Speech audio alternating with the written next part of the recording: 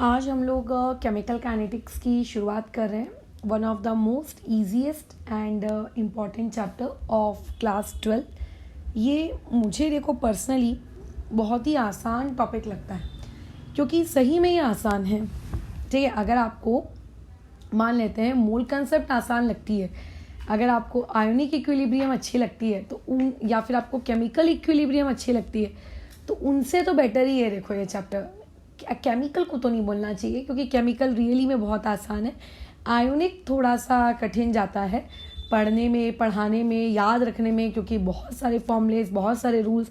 तो chemical kinetics सब में बहुत ही प्यारा चैप्टर है. ठीक है, तो शुरू करते हैं फिर केमिकल काइनेटिक्स की. तो देखो बात ऐसी है कि आखिर इस चैप्टर को हम पढ़ क्यों रहे हैं. अगर आप सिलेबस देखोगे अपने बुक्स का, कैसा है, थर्मोडायनेमिक्स है, केमिकल एंड आयोनिक इक्विलिब्रियम है, तो केमिकल काइनेटिक्स की क्या नीड है या फिर क्या यूटिलिटी है, हम आखिर इस चैप्टर को पढ़ क्यों रहे हैं. तो जब हम लोग एक्चुअली थर्मोडायनेमिक्स पढ़ते हैं तो देखो थर्मोडायनेमिक्स नामक प्राणी जो है ना, बहुत ही शैतान प्राणी है. पता है, बहुत ही शैतान. वो इसीलिए इतना शैतान है क्योंकि बिकॉज थर्मोडायनेमिक्स आप लोगों का मेजॉरिटी ऑफ टाइम्स ये बताता रहता है कि ये रिएक्शन इस पर्टिकुलर डायरेक्शन में होगी कि नहीं होगी. बस इतना. ठीक है, अगर होगी तो कितना एनर्जी चेंज आएगा या फिर कितना एंट्रोपी चेंज आएगा वगैरह वगैरह. लेकिन अगर आप थर्मोडायनेमिक्स को ये कहो कि थर्मोडायनेमिक्स तुम हमको ये बताओ कि ये रिएक्शन किसी भी पर्टिकुलर इंस्टेंस पे किस स्पीड से आगे जा रही है या फिर मान लेते किस स्पीड से पीछे आ रही है ना, तो थर्मोडायनेमिक्स हो जाता है चुप. मतलब अगर मैं बेसिकली किसी भी रिएक्शन के रेट के बारे में बात करूँ, रेट का मतलब तुम जानते हो, नहीं जानते होगे तो खैर अभी हम लोग बात कर लेंगे उस बारे में. रिएक्शन के किसी भी रेट के बारे में अगर मैं बात करूँ, अब चाहे वो रेट मैं उस एंटायर रिएक्शन के बारे में पूछ रही हूँ या फिर चाहे तो वो रेट मैं किसी पर्टिकुलर इंस्टेंट पे पूछ रही हूँ, मेरा जो थर्मोडायनेमिक्स है वो थर्मोडायनेमिक्स क्या हो जाता है, बोलो, फेल हो जाता है. वो इस पर्टिकुलर चीज़ को बता नहीं पाता. तो पहली बात ये दिमाग में आती है कि मैडम ये तो सफिशिएंट था कि रिएक्शन होगी कि नहीं होगी, होगी तो कितना प्रोडक्ट बनेगा, है ना. अगर हो रही है तो आप रिएक्शन को क्या कहते हैं, कितना एनर्जी का चेंज आएगा वगैरह वगैरह. रेट जान के आपको क्या मिल रहा है, क्या कर लोगे रेट जान के, बताओ. तो देखो रेट आपको ऐसा लग रहा होगा कि हमारे लिए कोई इम्पॉर्टेंट पैरामीटर नहीं है ना. नहीं भी हुआ तो भी चलता है, चिल आउट एटीट्यूड. नहीं चलता है. रेट पता होना बहुत ही ज़रूरी है. क्यों ज़रूरी है, देखो अपनी डे टू डे लाइफ के थ्रू इसको थोड़ा सा हम लोग क्या करते हैं, समझने की कोशिश करते हैं. जैसे कि तुम जानते हो अपना भारत का जो इंडियन रेलवे नेटवर्क है बहुत बड़ा है, बल्कि मैं कहूँ कि दुनिया का सबसे बड़े रेलवे नेटवर्क में अपना भारत का ही आता है. खैर उसकी परफॉर्मेंस पे नहीं जाएंगे, बस उसके वास्टनेस पे जाएंगे. तो जब भी आप किसी भी पर्टिकुलर एक डेस्टिनेशन से दूसरे डेस्टिनेशन की तरफ आप क्या करते हो, जाना चाहते हो, तो आप क्या करते हो, जो टिकट बुक करते हो, तो टिकट बुक करते वक्त आप ट्रेन को देखते हो कि मेरी जो ट्रेन है वो झुक गाड़ी है या फिर एकदम सुपर फास्ट है ना. या हो सकता है कि आजकल तो भैया और भी टेक्नोलॉजी ट्रेन की आती जा रही है कि वो है. आप ये सोचते हो, क्यों सोचते हो, बैठ दो ना जाके झुक गाड़ी में. क्यों बैठते हो सच्ची हाई स्पीड वाली ट्रेन में. रीज़न, क्योंकि हम चाहते हैं कि हम अपने गंतव्य तक यानी कि डेस्टिनेशन तक जल्द पहुँचें. अगर आप जल्दी पहुँचोगे, मान लेते हैं आपको फॉर एग्जांपल मैं अभी राइट नाउ महाराष्ट्र में हूँ, महाराष्ट्र से अगर हम लोगों को मान लेते हैं जम्मू जाना है तो बाय ट्रेन, तो क्या रूटीन फॉलो करना पड़ता है, यहाँ से पहले दिल्ली जाते हैं, फिर दिल्ली से एक और ट्रेन चेंज करके फिर वो चीज़ आप लोगों की कहाँ तो रुकती है एग्जैक्टली तो मुझे याद नहीं आ रहा है. एक पर आई थिंक जम्मू में ही कहीं रुकती है. फिर जम्मू में आपको वहाँ से फिर अगेन जहाँ जाना होता है उसके लिए अगेन आप एक मतलब ट्रैवलिंग करवाते हो. तो बेसिकली अगर कोई मुझे बताएगा कि देखो एक ट्रेन है जो अभी डायरेक्ट महाराष्ट्र से चलेगी और आपके जम्मू में आपको पहुँचा देगी, ठीक है, तो मैं उसको यूज़ करूँगी। क्यों? क्योंकि जो दूसरा पाथ है उस दूसरे पाथ से मुझे काम करने में वक्त लग रहा है। तो जो वक्त मैं वहाँ ट्रेन में सोते हुए बिताऊंगी, अगर मैं उस डेस्टिनेशन में जल्दी पहुँच जाऊंगी तो जल्दी पहुँचने के बाद वो मैं समय अपना कुछ और एक्टिविटीज़ करने में इन्वॉल्व कर सकूँ, है ना। मेरा वैकेशन अच्छा जाएगा, जल्दी पहुँचूंगी, मेरा टाइम सेव होगा, मैं ज़्यादा वैकेशन ट्रिप अपना इंजॉय कर पाऊंगी। तो इसका मतलब ये कि आप जल्दी क्यों पहुंचना चाहते हो, वो इसीलिए ताकि आप इंजॉय कर सको।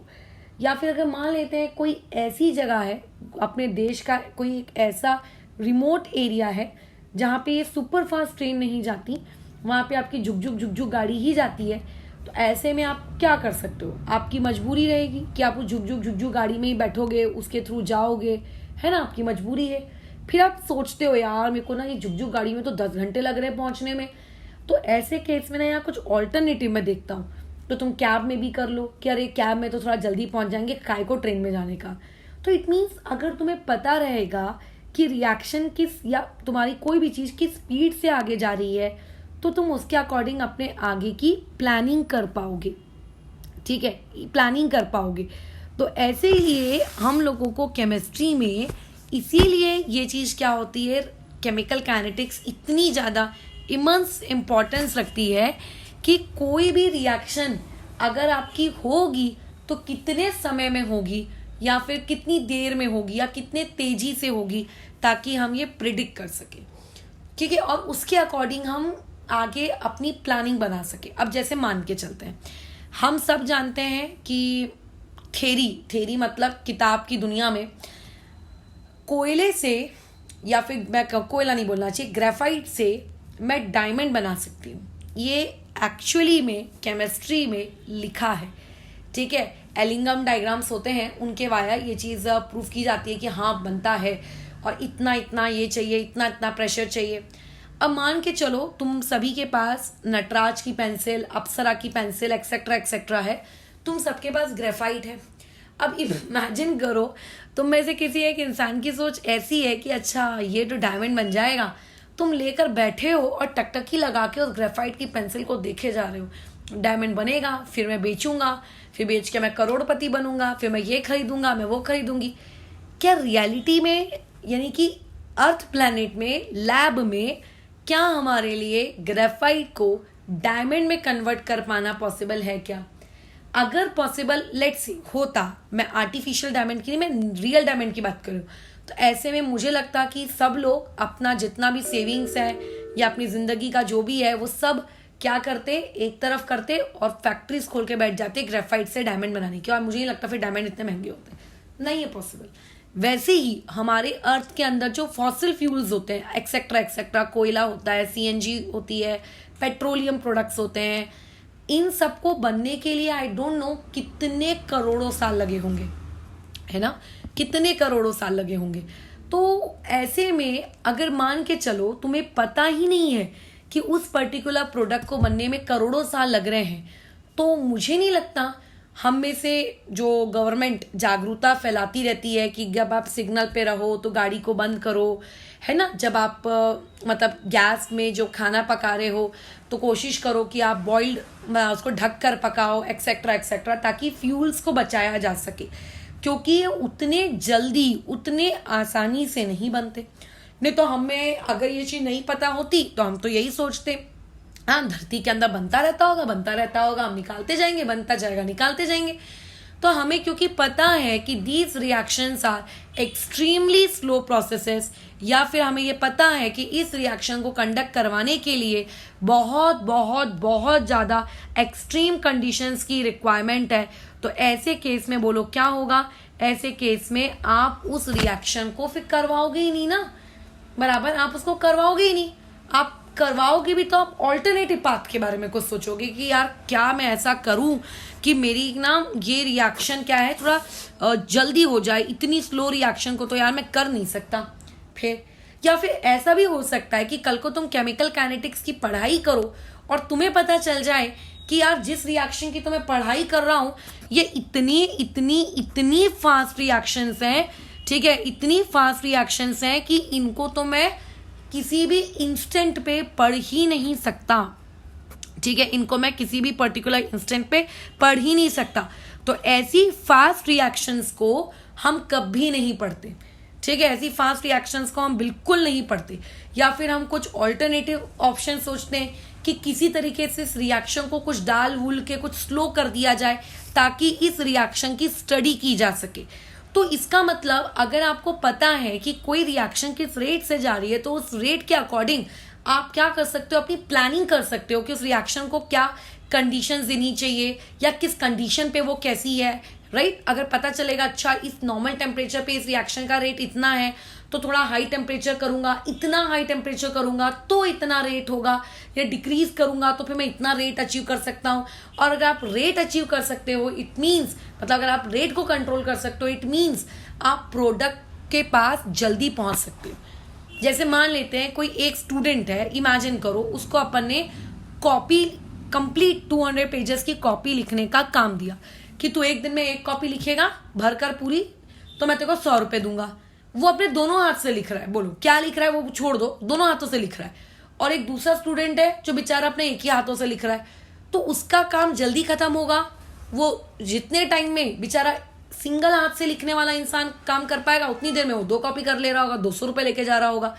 तो इसका मतलब केमिस्ट्री में अगर हम लोग रिएक्शन की रेट के बारे में स्टडी कर लें तो हम उस रिएक्शन की हिस्ट्री, ज्योग्राफी, बायोग्राफी, जितनी भी चीज़ें हैं हम बेसिकली वो सबको स्टडी कर लेते हैं। इसीलिए रिएक्शन का रेट पढ़ना बहुत ही अति आवश्यक चीज़ होती है। अब बात यह आती है कि ये जो आपने लिखा है कि रिएक्शन का इंटायर रेट स्टडी करना या रिएक्शन का इंस्टेंट रेट स्टडी करना, ये क्या है? तो देखो, अगर तुम गूगल मैप का प्रयोग करते हो तो और गूगल मैप में अपना जहाँ पर हो से लेकर आप जहाँ जाना चाहते हो वो पर्टिकुलर जगह डाल दो। फिर देखना ऑप्शन आता है, आप पैदल चल रहे हो कि आप 2 व्हीलर से जा रहे हो कि आप कार से जा रहे हो कि आप उड़कर जा रहे हो, ऐसे ऑप्शंस आता है। उसके अकॉर्डिंग वो बाजू में एक एस्टिमेटेड टाइम देता है ना, कि इतना एस्टिमेटेड टाइम लग जाएगा आपको अपने उस पर्टिकुलर डेस्टिनेशन तक, बोलो क्या करने के लिए, पहुंचने के लिए, है ना। ओके, तो वैसे ही वो जो टाइम आपको दे रहा है, या फिर मैं ऐसा कहूँ, अगर आप पर्टिकुलरली कभी किसी ट्रेन की स्पीड अगर आप सर्च करो या फिर आप कभी किसी गाड़ी की स्पीड आप सर्च करो, कि गाड़ी तो नहीं बोलना चाहिए, ट्रेन की स्पीड अगर आप सर्च करो तो लिखा रहता है कि ये ट्रेन इतनी स्पीड से इतने प्रति घंटा मतलब ट्रैवल कर रही है। तो क्या वो अपनी जर्नी के, लेट्स से उस जर्नी के 6 घंटे, क्या वो उसी सेम स्पीड से जो कि दी हुई होती है 160 किलोमीटर प्रति घंटा, क्या वो उसी स्पीड से ट्रैवल करती है? क्या नहीं। वो जो आपको दिया होता है 160 किलोमीटर पर आवर वाली स्पीड से ये पर्टिकुलर गाड़ी ट्रैवल करेगी, वो स्पीड उसकी एवरेज स्पीड होती है, जो वो ये बताती है कि उस जर्नी का डिस्टेंस इतना है और उस जर्नी को होने में इतना टाइम लगेगा, तो देखो उसकी इतनी इतनी स्पीड होगी। यानी कि अलग अलग अलग अलग अलग अलग अलग अलग पॉइंट्स पे जो स्पीड होती वो अलग अलग होती, उन सारी अलग अलग स्पीड्स का एवरेज निकाला गया। तो एंटायर रिएक्शन का रेट, यानी कि basically I am talking about average rate. मैं किसकी बात कर रही हूँ? मैं एवरेज रेट की बात कर रही हूँ। किसकी बात शीट चल रही है हम लोगों की? Average rate. कि आप किसी भी रिएक्शन का एवरेज रेट निकाल सकते हो। इसका मतलब जब वो रिएक्शन शुरू हुई थी से लेकर जब वो रिएक्शन खत्म हुई है, तो इस एंटायर प्रोसेस में, ठीक है, जितने भी उसके रेट रहे होंगे, the addition of all that rates, मतलब basically the average of all that rates is known as average rate. या फिर दूसरा तरीका ये भी है कि आप ये कहो कि नहीं करके हम एवरेज रेट नहीं निकालेंगे, हमको तो ये जानने में इंटरेस्ट है कि जब 10:21 और 30 सेकंड हो रहे थे तब उस ट्रेन की स्पीड कितनी थी। यानी कि आप जानना चाहते हो किसी भी एक पर्टिकुलर टाइम पर, है ना, आप उस पूरी जर्नी को कितना टाइम लगा उसमें आपको जानने में कोई इंटरेस्ट नहीं है। आपका इंटरेस्ट किस बात में है कि उस पूरी जर्नी के दौरान कोई भी टाइम मैं उठा लूँ, ठीक है, एट एनी पर्टिकुलर टाइम उस वक्त रेट कितना होगा, उस वक्त स्पीड कितनी होगी, उस वक्त कंसंट्रेशन कितनी होगी, तो उस पर्टिकुलर रेट को बेसिकली हम लोग कहते हैं इंस्टेंटेनियस रेट। ठीक है, उसको हम लोग क्या कहते हैं, इंस्टेंटेनियस रेट। तो देखो दो टाइप की रेट्स होती हैं जो आप पढ़ेंगे, एक होती है एवरेज रेट और दूसरा होता है आप लोगों के पास इंस्टेंटेनियस रेट। अब हम लोगों के लिए देखो क्या यूजफुल है, मेरे लिए एवरेज रेट बिल्कुल भी यूजफुल नहीं है। हम लोग पढ़ते हैं इंस्टेंटेनियस रेट को। हम लोग किसको पढ़ते हैं, इंस्टेंटेनियस रेट को। किसको पढ़ते हैं, इंस्टेंटेनियस रेट को, कि कोई भी केमिकल रिएक्शन एक पर्टिकुलर इंस्टेंस पे किस रेट के साथ वो क्या कर रही है, आगे जा रही है, उस पर्टिकुलर टाइम में उसका क्या रेट है, हम ये पढ़ते हैं। यानी कि एवरेज रेट ये किसके लिए डिफाइन होता है, एक टाइम इंटरवल के लिए ये डिफाइन होता है, फॉर ए टाइम इंटरवल, कि इतने सेकंड से इतने सेकंड्स तक, ठीक है, उस तक में जितनी भी रेट्स आई होंगी या जितनी भी वैल्यूज आई होंगी, उन सारी वैल्यूज का अगर आप एडिशन कर दो और एवरेज बेसिकली निकाल लो, दैट इज एवरेज रेट। और इंस्टेंटेनियस रेट बेसिकली कब डिफाइन होता है, फॉर अ पर्टिकुलर टाइम, किसी एक पर्टिकुलर टाइम के लिए आप लोगों का इंस्टेंटेनियस वर्ड इस्तेमाल किया जाता है, और यही वर्ड हम लोगों को इस पूरे चैप्टर में पढ़ना है। हम एवरेज रेट नहीं पढ़ेंगे, हम लोग हमेशा कौन सा रेट पढ़ेंगे, इंस्टेंटेनियस। और आगे समझाती हूँ, बट पहले जो टर्म्स मुझे आगे यूज करने हैं उनसे तो मैं वाकिफ करवा दूँ। उसके बाद दूसरी बात, जैसे कि मैंने कहा, कुछ रिएक्शंस नेचर में बहुत ज़्यादा फास्ट होती हैं, कुछ रिएक्शंस नेचर में एक्सट्रीमली स्लो होती हैं, और कुछ रिएक्शंस नेचर में मॉडरेट रेट के साथ कंडक्ट होती हैं। आप उनके रिएक्शंस के रेट को आप कंट्रोल भी कर सकते हो, मे बी आप इंक्रीज कर सकते हो, मे बी आप डिक्रीज कर सकते हो, है ना, आपको मौका देती हैं वो अपने आप को कंट्रोल करने का। तो इस हिसाब से हम रिएक्शंस को टोटल 3 कैटेगरी में क्लासिफाई करते हैं। ऐसी रिएक्शंस जो बहुत ही तेजी से हो गई, ठीक है, एक ऐसी रिएक्शंस जो एक्सट्रीमली स्मॉल, मतलब एक्सट्रीमली स्लो प्रोसेस में हो चल रही हैं, राइट, एक्सट्रीमली स्लो है, और एक होता है इन दोनों के बीच की सिचुएशन जिसको हम लोग कहते हैं मॉडरेट। तो क्या हम लोग केमिकल काइनेटिक्स में इस तरीके से आप लोगों की बहुत ही तेज वाली रिएक्शंस को पढ़ने वाले हैं क्या? बिल्कुल नहीं। हम लोग वेरी फास्ट रिएक्शंस की स्टडी नहीं करेंगे। हमारे 12th क्लास का केमिकल काइनेटिक्स का चैप्टर इस चीज़ की इजाज़त नहीं देता। क्या हम लोग बहुत ही स्लो वाली रिएक्शंस को स्टडी करेंगे? बिल्कुल नहीं, हम उनको स्टडी ही नहीं करेंगे। क्यों? देखो, अगर आप किसी चीज़ को स्टडी करना चाहते हो तो आपको ये पता होना चाहिए ना कि उसमें क्या क्या चेंजेस आए। अगर किसी एक चीज़ के चेंज होने में ही मान लो 50 साल लग जा रहे हैं, तो क्या तुम 50 साल बाद जाके देखोगे क्या कि अच्छा इतना चेंज आया है, फिर पढ़ोगे उस रिएक्शन को? या फिर कोई रिएक्शन अगर बहुत ही तेजी से हो जा रही है, हमें मौका ही नहीं दे रही है उसकी वैल्यूज रिकॉर्ड करने का, उसके चेंज को ऑब्जर्व करने का, तो आप कैसे अपनी रीडिंग्स रिपोर्ट करोगे? तो हम इतनी फास्ट रिएक्शंस को भी नहीं पढ़ते। सो बेसिकली हम लोग किन रिएक्शंस को पढ़ते हैं? मॉडरेट रिएक्शंस को पढ़ते हैं। ठीक है, किन रिएक्शंस को पढ़ते हैं? मॉडरेट, मतलब जो मॉडरेट स्पीड से कंडक्ट हो रही हैं, वो हम लोगों का यहाँ पे केस स्टडी रहने वाला है, वो हम लोगों का यहाँ पे क्या रहने वाला है? सिस्टम रहने वाला है। जैसे वेरी फास्ट रिएक्शन की अगर मैं बात करूं तो आप लोगों के सिलेबस में जो न्यूट्रलाइजेशन रिएक्शन होती है उसको फास्ट रिएक्शन में रखा जाता है।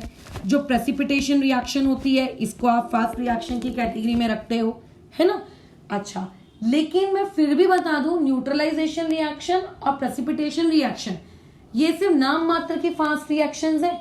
कुछ रिएक्शंस तो इतनी ज्यादा फास्ट होती हैं, ठीक है, कि आप उनको सही में नहीं पढ़ सकते। आप तो खैर फिर भी पीपीटी बनते हुए देख पा रहे हो, आप ये कर पा रहे हो, लेकिन मेरा कहना है कि वेरी फास्ट रिएक्शंस में कुछ रिएक्शंस ऐसी हो जाती हैं जिनके लिए हमारे पास मुमकिन ही नहीं होता कि उनकी हम क्या कर पाए? स्टडी कर पाए। तो उनको हम नहीं करते, इसीलिए हम लोग सिर्फ और सिर्फ किन रिएक्शंस को पढ़ाई करते हैं? मॉडरेट रिएक्शंस के रेट की पढ़ाई करेंगे। और जब हम किसी भी रिएक्शन के रेट की पढ़ाई करते हैं तो उसी को बेसिकली हम लोग क्या कहते हैं? केमिकल काइनेटिक्स कहते हैं। तो बेसिकली केमिकल काइनेटिक्स क्या है? केमिकल काइनेटिक्स आपके केमिस्ट्री की वो ब्रांच है जो बेसिकली किसी भी रिएक्शन के रेट को स्टडी करती है। अब वो चाहे एक फिजिकल रिएक्शन हो, या चाहे वो एक एलोट्रोपिक रिएक्शन हो, चाहे या वो एक केमिकल रिएक्शन हो, किसी भी रिएक्शन के रेट को स्टडी करने वाली ब्रांच केमिस्ट्री की बेसिकली क्या कहलाती है? केमिकल काइनेटिक्स कहलाती है। ठीक है, तो अब बात आती है रेट वाले टॉपिक पर, कि जैसे हम लोग इतना प्रवचन दे रहे हैं कि हम लोग रेट पढ़ते हैं, हम लोग रेट पढ़ते हैं, हम लोग रेट पढ़ते हैं, तो भाई ये रेट आखिर किस चिड़िया का नाम है? आखिर ये रेट नामक बला आखिर है कौन? तो मुझे नहीं लगता कि रेट वर्ड इससे पहले तुमने नहीं सुना। सबने रेट वर्ड सुना है, जैसे कि rate of change of displacement, जिसे हम लोग क्या कहते हैं फिजिक्स की भाषा में? Velocity. Rate of change of velocity, जिसे हम फिजिक्स की भाषा में क्या कहते हैं? एक्सक्लेरेशन, है ना? और भी फलाना फलाना काय का तो तुमने रेट ऑफ चेंज पढ़ा होगा। तो इनडायरेक्टली तुमने रेट पढ़ा है, बट चलो फिर भी एक बार शुरू से शुरू करते हैं।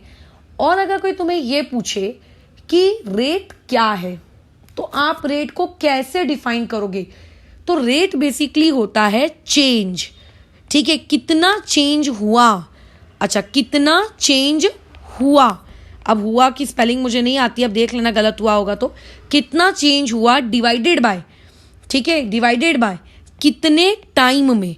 ठीक है, कितने टाइम में। जैसे कि मान लेते हैं एक स्टूडेंट मुझे ये कह रहा है, मैंने आज पूरा का पूरा हाइड्रोजन चैप्टर पढ़ डाला। उसने बोला मैंने पढ़ डाला, दूसरा वाला बोल रहा है मैंने भी पढ़ डाला। तो क्या दोनों की रेट सेम है क्या?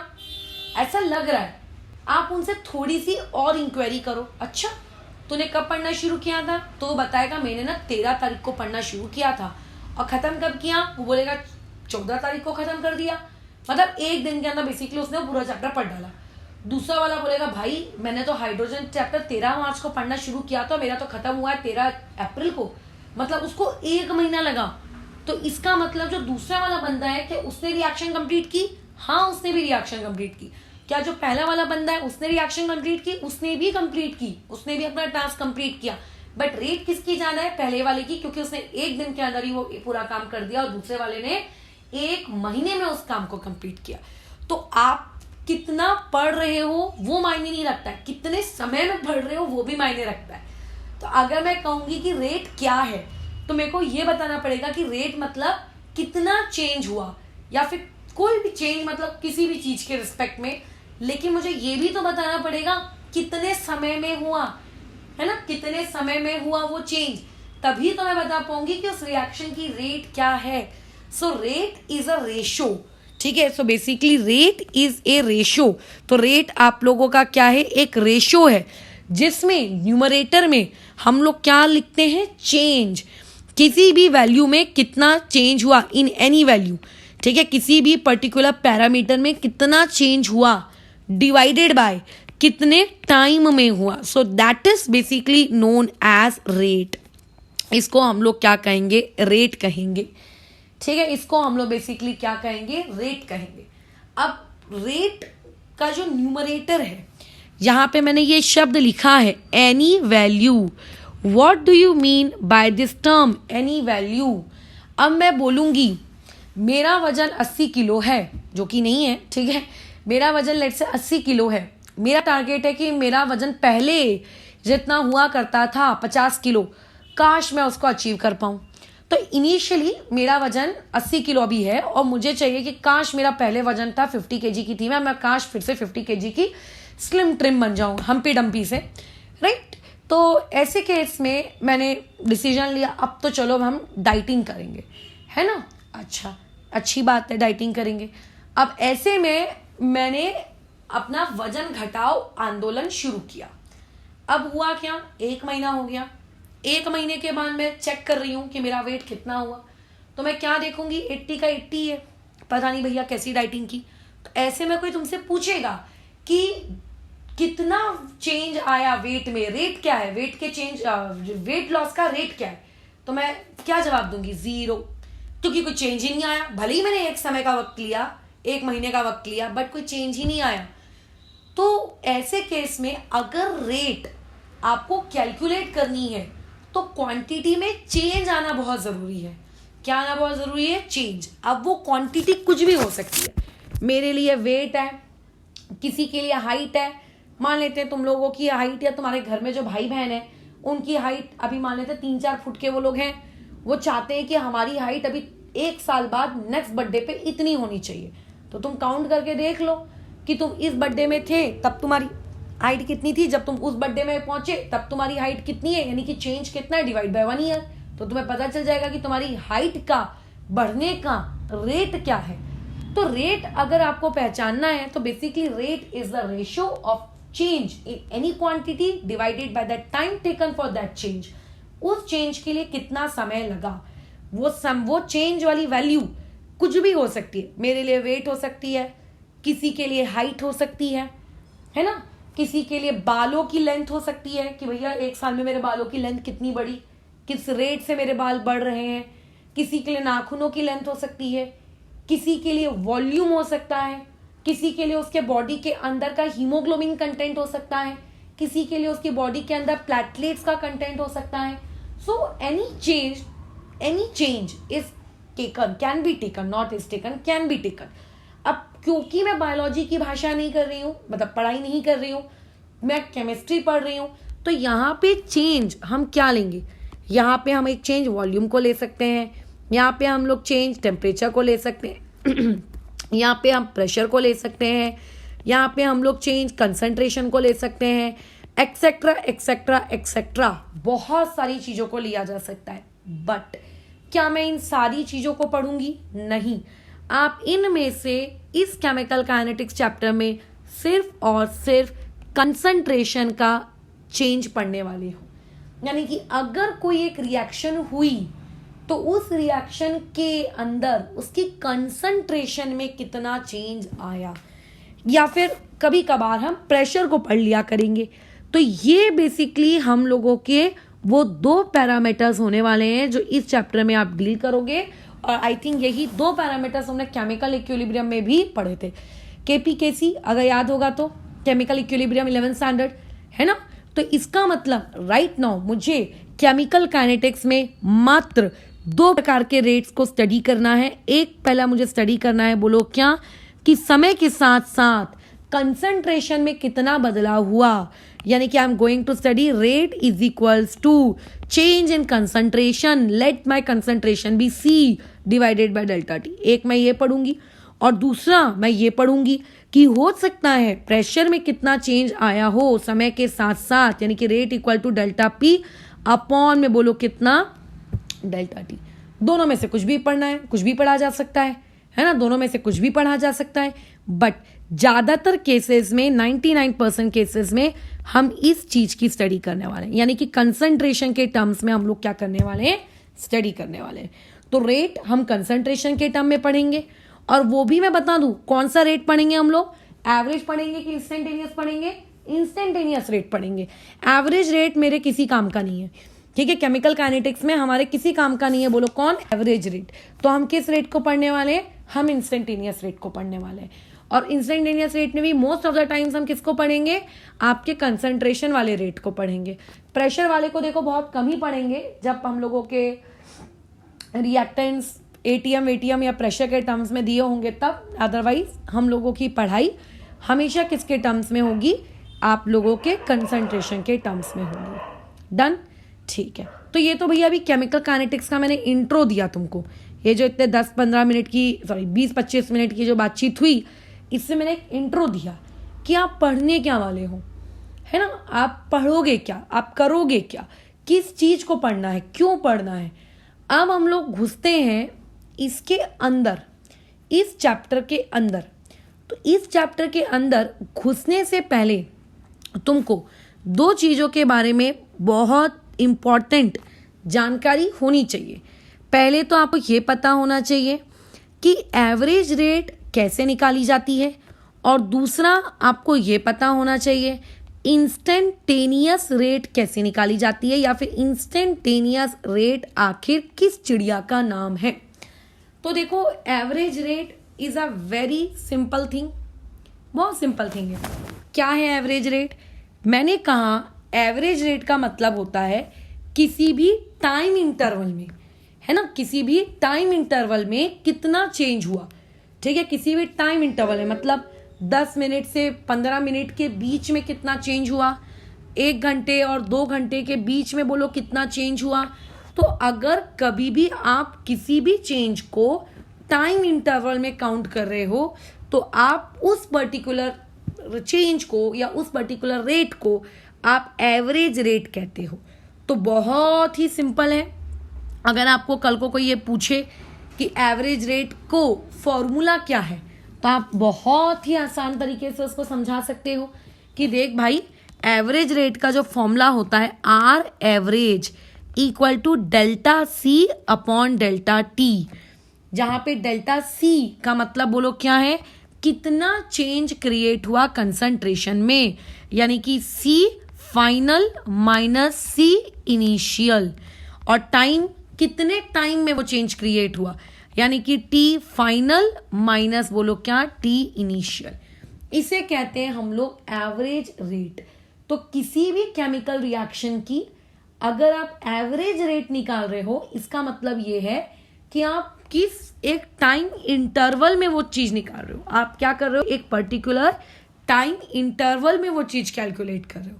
लेकिन अगर कोई तुमसे ये कहेगा कि इंस्टेंटेनियस रेट निकालो, तो इंस्टेंटेनियस रेट का मतलब होता है कि समय आपको जो दिया जा रहा है उस चेंज को ऑब्जर्व करने के लिए वो कोई बहुत बड़ा टाइम इंटरवल नहीं है, ठीक है, मतलब ज्यादा बड़ा हम आपको डिफरेंस दे ही नहीं रहे उस चीज को मेजर करने के लिए। हम आपको क्या दे रहे हैं, एक बहुत छोटा सा टाइम इंटरवल दे रहे हैं। यानी कि इंस्टेंटेनियस रेट के केस में अगर टेम्परेचर को जो मेजर हम करते हैं ना, मतलब हम बोलते हैं ना कि समय कितना लगा, कितना समय में काम हुआ, तो कितना समय आप मान के चलो कि वो टेंड्स टू बोलो क्या है, 0 है। लिमिट्स की भाषा का मैं प्रयोग कर रही हूँ। वो टेंड्स टू बोलो क्या है, 0 है। वो टेंड्स टू बोलो क्या है, 0 है। मतलब टाइम इंटरवल वहां है ही नहीं। सीधी बात हो रही है कि पहले यूनिट टेस्ट में तुझे कितने मार्क्स आए थे, बात खत्म। दूसरे यूनिट टेस्ट में कितने आए थे, बात खत्म। वो ये नहीं पूछ रहा है पहले और दूसरे यूनिट टेस्ट के बीच का बता कितना है। एग्जैक्टली तुमको पिन पॉइंट करके बताया जा रहा है 5 सेकंड में क्या हुआ, 3 सेकंड में क्या हुआ, 15 सेकंड में क्या हुआ, 50 मिनट पे क्या हुआ, एग्जैक्टली। यानी कि डेल्टा टी 0 हो रहा है, हुआ नहीं है। अगर डेल्टा टी 0 हो जाएगा तो mathematically any number divided by 0 would be infinity, है ना। तो डेल्टा टी 0 हुआ नहीं है। अगर तुम मैथ्स के स्टूडेंट्स हो, तुम्हें लिमिट्स आती है तो ये भाषा तुम्हें समझ में आ रही होगी। वो अप्रोच कर रहा है 0 को, वो अप्रोच कर रहा है, हुआ नहीं है। और वो भी कौन अप्रोच कर रहा है, टी अप्रोच कर रहा है क्या, नहीं, डेल्टा टी अप्रोच कर रहा है। यानी कि चेंज ही नहीं हुआ है भैया, कोई नो चेंज, नो चेंज। तो ऐसे केस में इंस्टेंटेनियस रेट के लिए मुझे डेल्टा टी की जरूरत नहीं होती, मुझे किसकी जरूरत होती है, टी की जरूरत होती है कि किस टाइम पर तुझको चेंज बता क्या चाहिए, मतलब तुझे किस टाइम पर रेट चाहिए वो बता। किसी टाइम इंटरवल में मत बताओ, किस टाइम पे चाहिए तुम वो बताओ। तो इंस्टेंटेनियस रेट में आपका जो डेल्टा टी होता है वो किसको अप्रोच करता है, 0 को अप्रोच करता है। और ऐसे केस में अगर कोई मुझे आर इंस्टेंटेनियस डिफाइन करने को कहे तो मैं आर इंस्टेंटेनियस को कैसे डिफाइन करूंगी, that would be D C by D T, जहां पे तुमको ये पता होना चाहिए कि ये जो वर्ड डेल्टा है ये तब इस्तेमाल किया जाता है जब आपका डिफरेंस लार्ज हो, और ये डी वर्ड तब इस्तेमाल किया जाता है जब आप लोगों का जो डिफरेंस हो वो इनफाइनाइटेसिमली बोलो क्या हो, स्मॉल हो। इतना स्मॉल कि आप ये कह सकते हो कि वो पर्टिकुलर चीज किसको अप्रोच कर रही है, वो पर्टिकुलर चीज किसको अप्रोच कर रही है, 0 को अप्रोच कर रही है। वो पर्टिकुलर चीज किसको अप्रोच कर रही है, 0 को। तो ये मैंने तुमको मैथमेटिकली बता दिया कि इंस्टेंटेनियस रेट आखिर क्या है। अगर मैं ग्राफिकली तुमसे बात करूं कि ग्राफिकली तुम क्या समझते हो इस इंस्टेंटेनियस रेट और इस एवरेज रेट से, तो देखो, मान के चलो आपके पास कोई एक ग्राफ है। ये मान लेते हैं आपके पास मैंने एक वाई एक्सिस ड्रॉ कर दी, यहाँ पे मान के चलिए आप लोगों को एक्स एक्सिस ड्रॉ करके दे दी गई, ठीक है। ये देखो डन हो गया। अब मैं तुमसे क्या कह रही हूँ, अब मैं तुमसे ये कह रही हूँ कि एक ग्राफ है, मान लेते हैं आप इनिशियली इस पॉइंट ए पर हो, मान लेते हैं कुछ समय बाद आप पॉइंट बी पर पहुंच गए, ठीक है, यहाँ पॉइंट बी पर पहुंच गए, चलो को ऐसा अच्छा नहीं दिख रहा है, मान लेते हैं आप यहाँ पे पॉइंट बी पर पहुंच गए, या फिर पहले पॉइंट बी पर थे अब पॉइंट ए पर आ गए, जो भी हो, लेकिन आप चेंज तो हुए ना, आप चेंज तो हुए ना, बस बात खत्म। तो अगर मैं तुमसे पूछूं कि आपने एक्स एक्सिस पे किसको रखा है, तो तुम कहोगे एक्स एक्सिस पे मैंने टाइम को रखा है, वाई एक्सिस पे मैंने कंसंट्रेशन को रखा है। अच्छा, अब बताओ ए पॉइंट पर कंसंट्रेशन कितनी थी, तो ए पॉइंट पे कंसंट्रेशन थी C1, बी पॉइंट पे कंसंट्रेशन कितनी थी, बी पॉइंट पे कंसंट्रेशन थी, बोलो कितनी, C2, समझ रहे हो। अच्छा, मैं पूछूंगी बताओ कंसंट्रेशन में कितना चेंज हुआ, तुम कहोगे C2 माइनस C1। मैं कहूंगी कि पॉइंट ए पर बोलो टाइम कितना था, तुम कहोगे टाइम था उसके पास let's say T1। Point B पर मैंने पूछा टाइम कितना था, तुमने कहा था T2। मैंने कहा टाइम में कितना चेंज आया, तुमने कहा let's say T1 minus T2। तो अब ये जो आपको दिख रहा है ना, ये जो ratio this particular ratio is basically आप लोगों का कौन सा वाला रेट, दिस इज आप लोगों का एवरेज रेट। ये पर्टिकुलर रेशो क्या कहलाता है, एवरेज रेट कहलाता है। ये पर्टिकुलर रेशो आपका क्या कहलाता है, एवरेज रेट। क्या है ये आप लोगों का एवरेज रेट, ठीक है। अच्छा, अब अगर मैं इसको थोड़ा सा मैथ्स के साथ लेकर जाना चाहूँ तो एक काम करिए आप, वो जो पॉइंट ए है और जो पॉइंट बी है आप उसको थोड़ा सा ज्वाइन कर लीजिए। चलो कर लेते हैं। अरे यार ये कलर अच्छा नहीं है, एक मिनट, किससे ज्वाइन करें, येलो से ज्वाइन कर लेते हैं। ये चलो पॉइंट ए और पॉइंट बी को मैंने ज्वाइन किया, सच दैट ज्वाइन किया कि मेरा ट्रायंगल, मेरा एम है क्रिएट करना। कैसे, देखो इस पॉइंट से इस पॉइंट तक है ना, इस पॉइंट से इस पॉइंट तक, इस पॉइंट से इस पॉइंट तक, ये मैंने एक ट्रायंगल क्रिएट किया। अच्छा, अब ये ट्रायंगल ऑब्वियस है कि यहाँ पे 90 डिग्री सबटेंड होगा, ओके। ये एंगल आपका मान लेते हैं कितना है, थीटा है। नॉर्मल ट्रिग्नोमेट्री लगानी है, नॉर्मल ट्रिग्नोमेट्री। इस पर्टिकुलर ट्रायंगल में मैंने कहा tan थीटा अप्लाई करो, तुमने कहा लगा देते हैं। बोलो इस पॉइंट को लेट्स से कौन सा नाम दे दे, m दे देते हैं, m फॉर मंकी। आज सुबह ही मिले हैं हम मंकी से, तो ये हो जाएगा bm अपॉन में am। bm क्या है, bm व्हाट इज bm, तुम्हें ये लगता है इसी पर्टिकुलर चीज को हम लोग bm कहते हैं, C2 माइनस C1 को ही हम bm कहते हैं, हाँ। तो C2 माइनस C1। अच्छा, what is am, T2 minus T1, ठीक है। तो इनडायरेक्टली आपकी एवरेज रेट क्या है, एवरेज रेट कुछ नहीं है, बस वो क्या है, tan थीटा के बराबर है। और भी थीटा वहाँ पे क्या है, जब आप उन दोनों एवरेज पॉइंट्स को ज्वाइन करते हो तो वो पैरेलल टू एक्स एक्सिस वो कितना एंगल सबटेंड करती है, उसको बेसिकली हम लोग क्या कहते हैं, एवरेज रेट कहते हैं। अब बात आती है इंस्टेंटेनियस रेट की, कि आखिर इंस्टेंटेनियस रेट क्या है। ये मान लो वाई एक्सिस, ये मान के चलिए एक्स एक्सिस। वाई एक्सिस पे कंसंट्रेशन प्लॉट हुई, आपके इस पे टाइम प्लॉट हुआ। मैंने कोई भी एक कर्व बना लिया, लेट्स से ये मेरा कर्व है, मैं चाहती हूँ इस टाइम पर, ठीक है, मान लेते हैं ये 5 सेकेंड, चलो ये मान लो 3 सेकेंड है, इस 3 सेकेंड पे रेट कितना है बताओ। तो यार यहाँ तो ट्रायंगल बनाया ही नहीं जा सकता। क्यों नहीं बनाया जा सकता, ट्रायंगल बनाने के लिए आपके पास T2 माइनस T1 मतलब उसका bm होना चाहिए ना, कुछ तो होना चाहिए। मतलब ये तो इतनी छोटी क्वांटिटी है कि मैडम यहाँ तो हम ट्रायंगल क्रिएट कर ही नहीं सकते, तो फिर ऐसे में क्या करें। तो अब इंस्टेंटेनियस रेट कहती है, अच्छा तुम्हें मुझे निकालना है, अच्छा कोई दिक्कत नहीं। तो देखो बेसिकली किसी भी चीज का स्लोप क्या होता है मैथ्स की भाषा में, dy/dx। मतलब जो भी क्वांटिटी है y एक्सिस में, उसका x एक्सिस वाली क्वांटिटी के साथ किस हिसाब से चेंज हो रहा है, उसको बेसिकली हम लोग क्या कहते हैं, स्लोप कहते हैं। अब मैंने y एक्सिस पे किसको प्लॉट किया है, कंसंट्रेशन को प्लॉट किया है। तो इसके अकॉर्डिंग मेरी स्लोप बोलो क्या होनी चाहिए, dc होनी चाहिए। मतलब dy मेरा dc होना चाहिए। एक्स एक्सिस से मैंने किसको प्लॉट किया है, टाइम को प्लॉट किया है, तो यहाँ पे dt होना चाहिए। तो स्लोप होनी चाहिए dc/dt। और अभी अभी तुमको मैंने ऊपर बताया था कि जब टाइम इंटरवल 0 को अप्रोच करता है तो ऐसे केस में जो इंस्टेंटेनियस रेट होती है वो भी क्या होती है, dc/dt।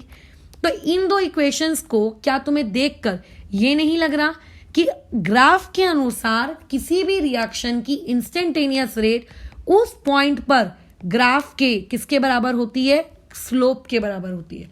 उस पॉइंट पे वो किसके बराबर होती है, उस ग्राफ के स्लोप पर। यानी कि अगर तुम चाहते हो कि मैम अपन इस पॉइंट पर रेट कितनी है ये कैलकुलेट करिए, तो आपको सजेशन क्या दिया जाएगा, उस पॉइंट पर आप क्या ड्रॉ करिए, एक टेंजेंट ड्रॉ करिए।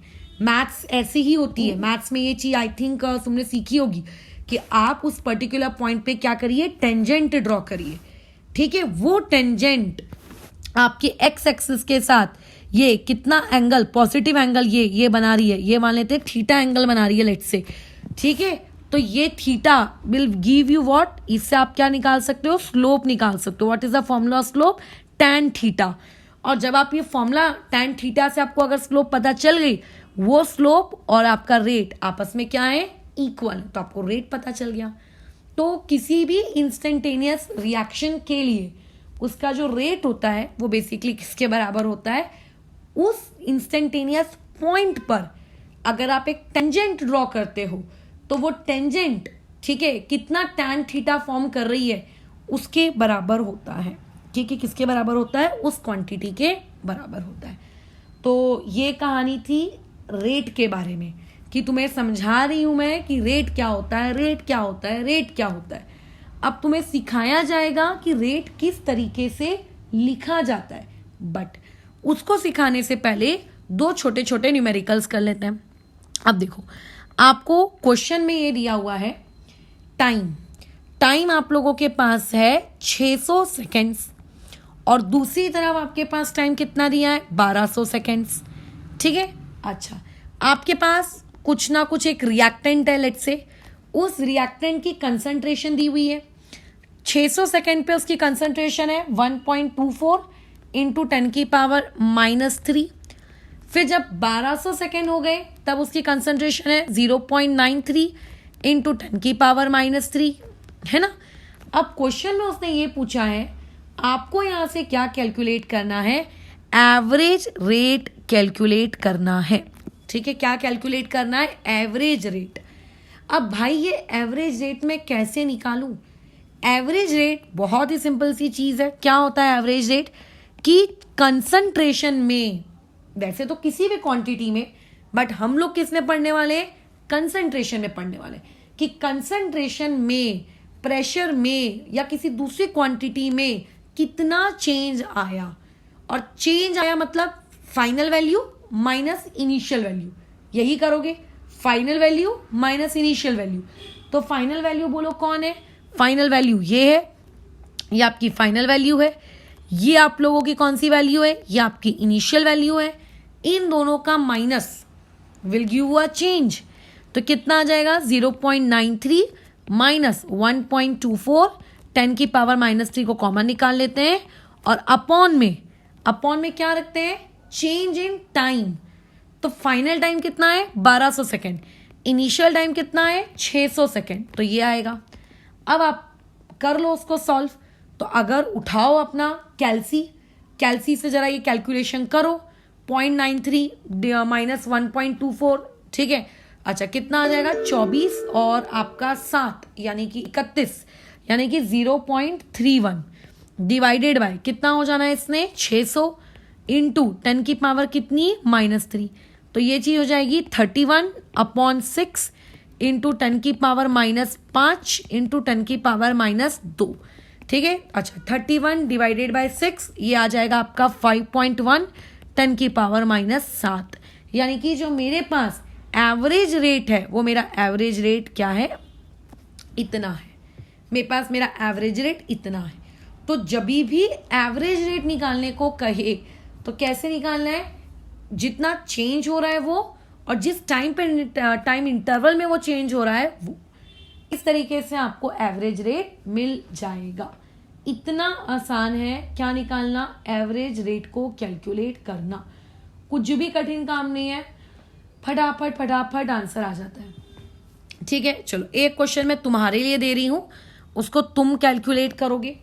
देखो क्वेश्चन को बहुत ही हाई फंटूश लैंग्वेज में लिखा गया कि आपके पास एक आयोडाइड आयन है, उस आयोडाइड आयन को हम लोग क्या कर रहे हैं, ऑक्सीडाइज करवा रहे हैं।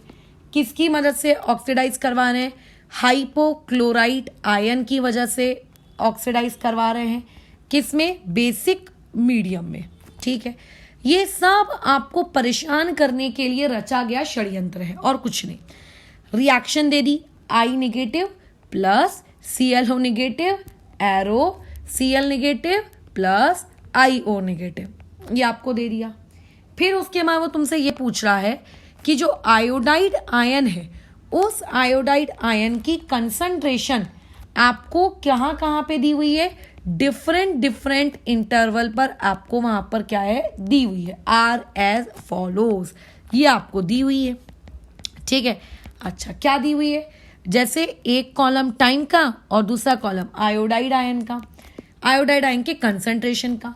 तो जब आपका टाइम 2 सेकेंड था तब आयोडाइड आयन की कंसंट्रेशन कितनी थी, 1.69 इंटू 10⁻³ मोलर। कंसंट्रेशन की यूनिट बोलो कौन, मोलर।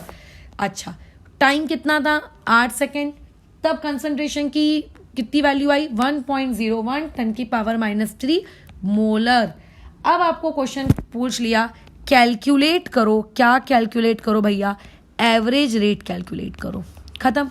उस आयोडाइड आयन का, ठीक है, ऑफ आयोडाइड आयन ऑब्वियस है, ठीक है, ड्यूरिंग दिस टाइम इंटरवल, क्या तुम ये कर लोगे, खत्म। ये था आपका सवाल। तो बेसिकली एवरेज रेट कैलकुलेट करने के लिए आपको कुछ नहीं करना पड़ता है, सबट्रैक्ट करो कितने का चेंज आया है, डिवाइड बाय कितने समय में वो चेंज आया है। मेरे पास देखो इसका जो आंसर दिया है ना, वो 1.13 10⁻⁻4 दिया हुआ है, ये आप निकाल लेना। ठीक है, चेक करना कि आपका आया कि नहीं आया। मैम आप तो बात हमेशा इसकी करे जा रहे हो, क्या नाम है, एवरेज रेट की, लेकिन हमको तो पढ़ाई इंस्टेंटेनियस की करनी है। इंस्टेंटेनियस का आप कैसे निकालेंगे वो बताइए। देखते हैं, इंस्टेंटेनियस की तरफ भी मूव करते हैं, बट उसकी तरफ मूव करने से पहले हम थोड़े से यूनिट्स के बारे में बात कर लेते हैं।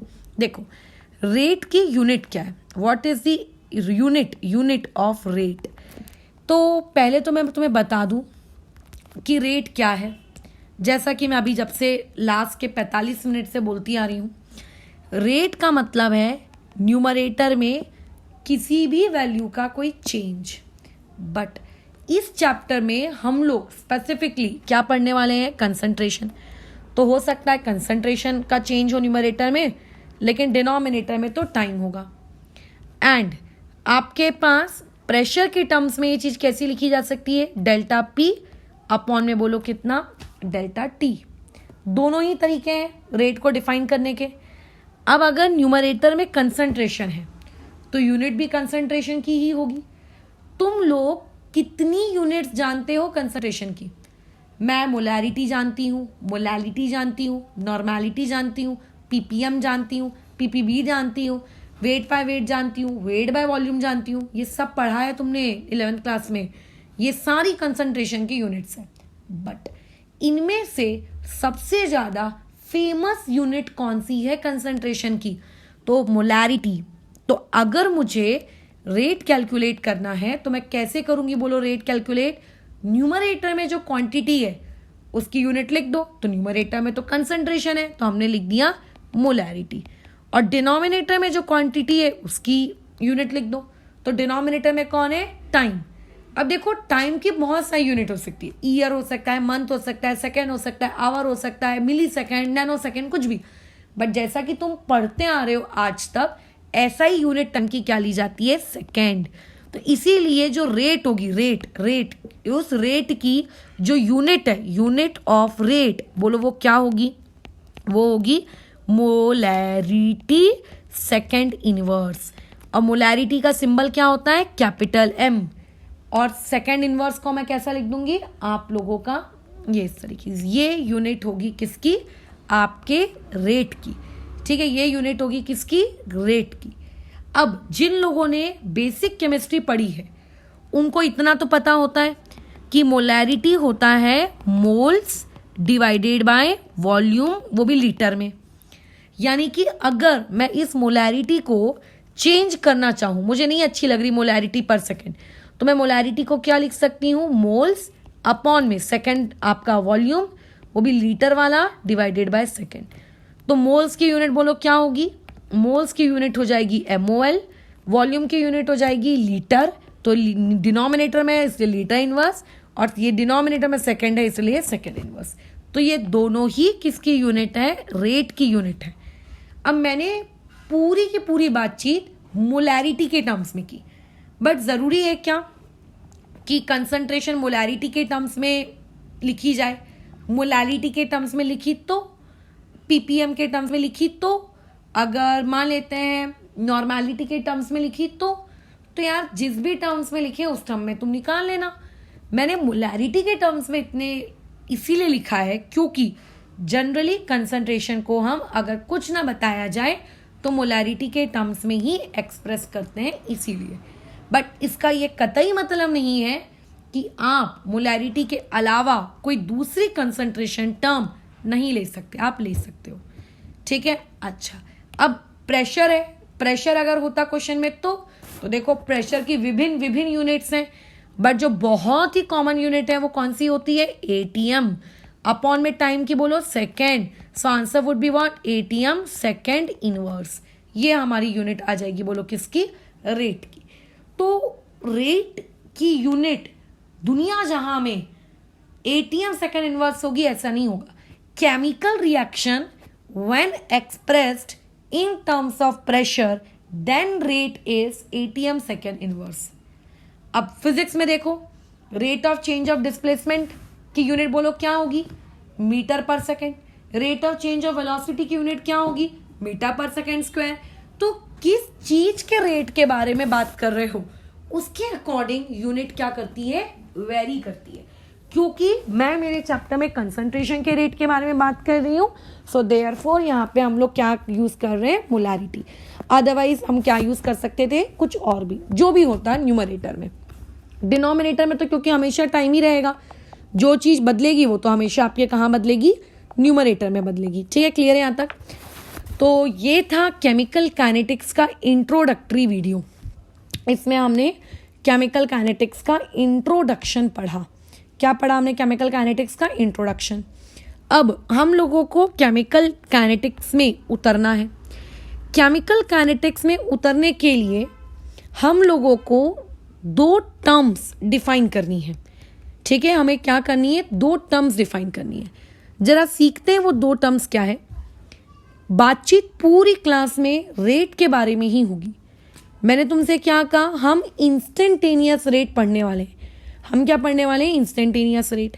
तो जो इंस्टेंटेनियस रेट है उसको हम लोग फर्दर दो पार्ट्स में अगेन बोलो क्या कर देंगे, तोड़ देंगे फिर से। अरे यार फिर से, बिल्कुल इजी है, हो जाएगा। एक को हम लोग कहते हैं किसका, rate of reactant, instantaneous rate of reactant. देखो पूरे एंटायर चैप्टर में कहीं भी पूरी स्पेलिंग आपको देखने को नहीं मिलेगी कि कहीं लिखा हुआ है इंस्टेंटेनियस रेट, ऐसा आपको कहीं देखने को नहीं मिलेगा। हर जगह आपको एक ही टर्म देखने को मिलेगी, वो है रेट। अगर रेट लिखा है तो आप समझ जाओ कि इंस्टेंटेनियस रेट की ही बात कर रहा है, एवरेज वैसे भी हमको नहीं पढ़ना है। तो आप एक तरफ पढ़ाई करोगे रेट ऑफ रिएक्टेंट की, ऑब्वियस है कि केमिकल रिएक्शन है तो रिएक्टेंट्स होंगे, और दूसरी तरफ आप पढ़ाई करोगे बोलो किसकी, प्रोडक्ट की, यानी कि किसके रेट के बारे में, प्रोडक्ट के रेट के बारे में। अब जो ये रेट ऑफ रिएक्टेंट होता है ना, इसको ज़रूरी नहीं है कि आप ये कहो कि रेट ऑफ रिएक्टेंट, आप इसको ऐसा भी लिख सकते हो, रेट ऑफ कंजम्पशन ऑफ, ठीक है, रेट ऑफ कंजम्पशन ऑफ मतलब जो भी रिएक्टेंट है उसका कंजम्पशन। अब यहाँ पे कंजम्पशन या फिर ये वर्ड भी आ सकता था अपीयरेंस, ये दो वर्ड्स क्यों इस्तेमाल हुए? क्योंकि जब जब दुनिया में केमिकल रिएक्शन होती है, क्या होता है, रिएक्टेंट समय के साथ साथ कम होता जाता है और प्रोडक्ट समय के साथ साथ बढ़ता जाता है। यही होता है ना, रिएक्टेंट कम होगा तभी तो प्रोडक्ट बनेगा। अच्छा, तो अगर मैं कहूंगी कि रिएक्टेंट कम हो रहा है तो कम हो रहा है मतलब खत्म हो रहा है, इसीलिए डिसअपीयरेंस, या फिर कंजम्पशन क्योंकि खत्म हो रहा है। और सिमिलरली अगर मैं रेट ऑफ प्रोडक्ट के दूसरे नाम के बारे में बात करूं तो मैं इसको क्या लिख सकती हूं, रेट ऑफ, बोलो क्या, अपीयरेंस, मतलब वो क्योंकि प्रोड्यूस हो रहा है ना, तो रेट ऑफ अपीयरेंस, या फिर फॉर्मेशन किसका, ऑफ प्रोडक्ट। तो चाहे इनमें से कोई भी नाम लिखे, फॉर्मेशन, अपीयरेंस, प्रोडक्ट, आपको समझना है कि तीनों ही एक ही चीज है, अलग अलग नहीं है। ठीक है। अच्छा, दूसरी बात आपको जो पता होनी चाहिए वो ये कि जैसे जैसे समय बीतता है ना, वैसे वैसे एज टाइम इंक्रीजेस, जैसे जैसे टाइम इंक्रीज होता है, टाइम के इंक्रीज होने के साथ साथ जो रिएक्टेंट है, रिएक्टेंट की जो कंसंट्रेशन है, वो कंसंट्रेशन बोलो कैसी होती है, डिक्रीज होती है, रिएक्टेंट खत्म होने लगता है।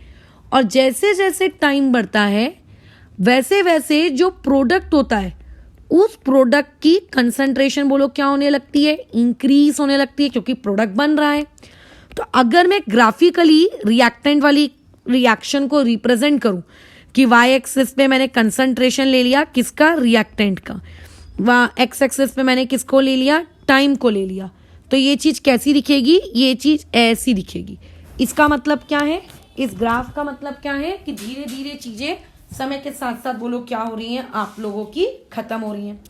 और अगर मुझे रेट ऑफ फॉर्मेशन इसको एक्सप्रेस करना है तो रेट ऑफ फॉर्मेशन को हम कैसे एक्सप्रेस करेंगे, आप लोगों के इस टर्म में एक्सप्रेस करेंगे। एक मिनट,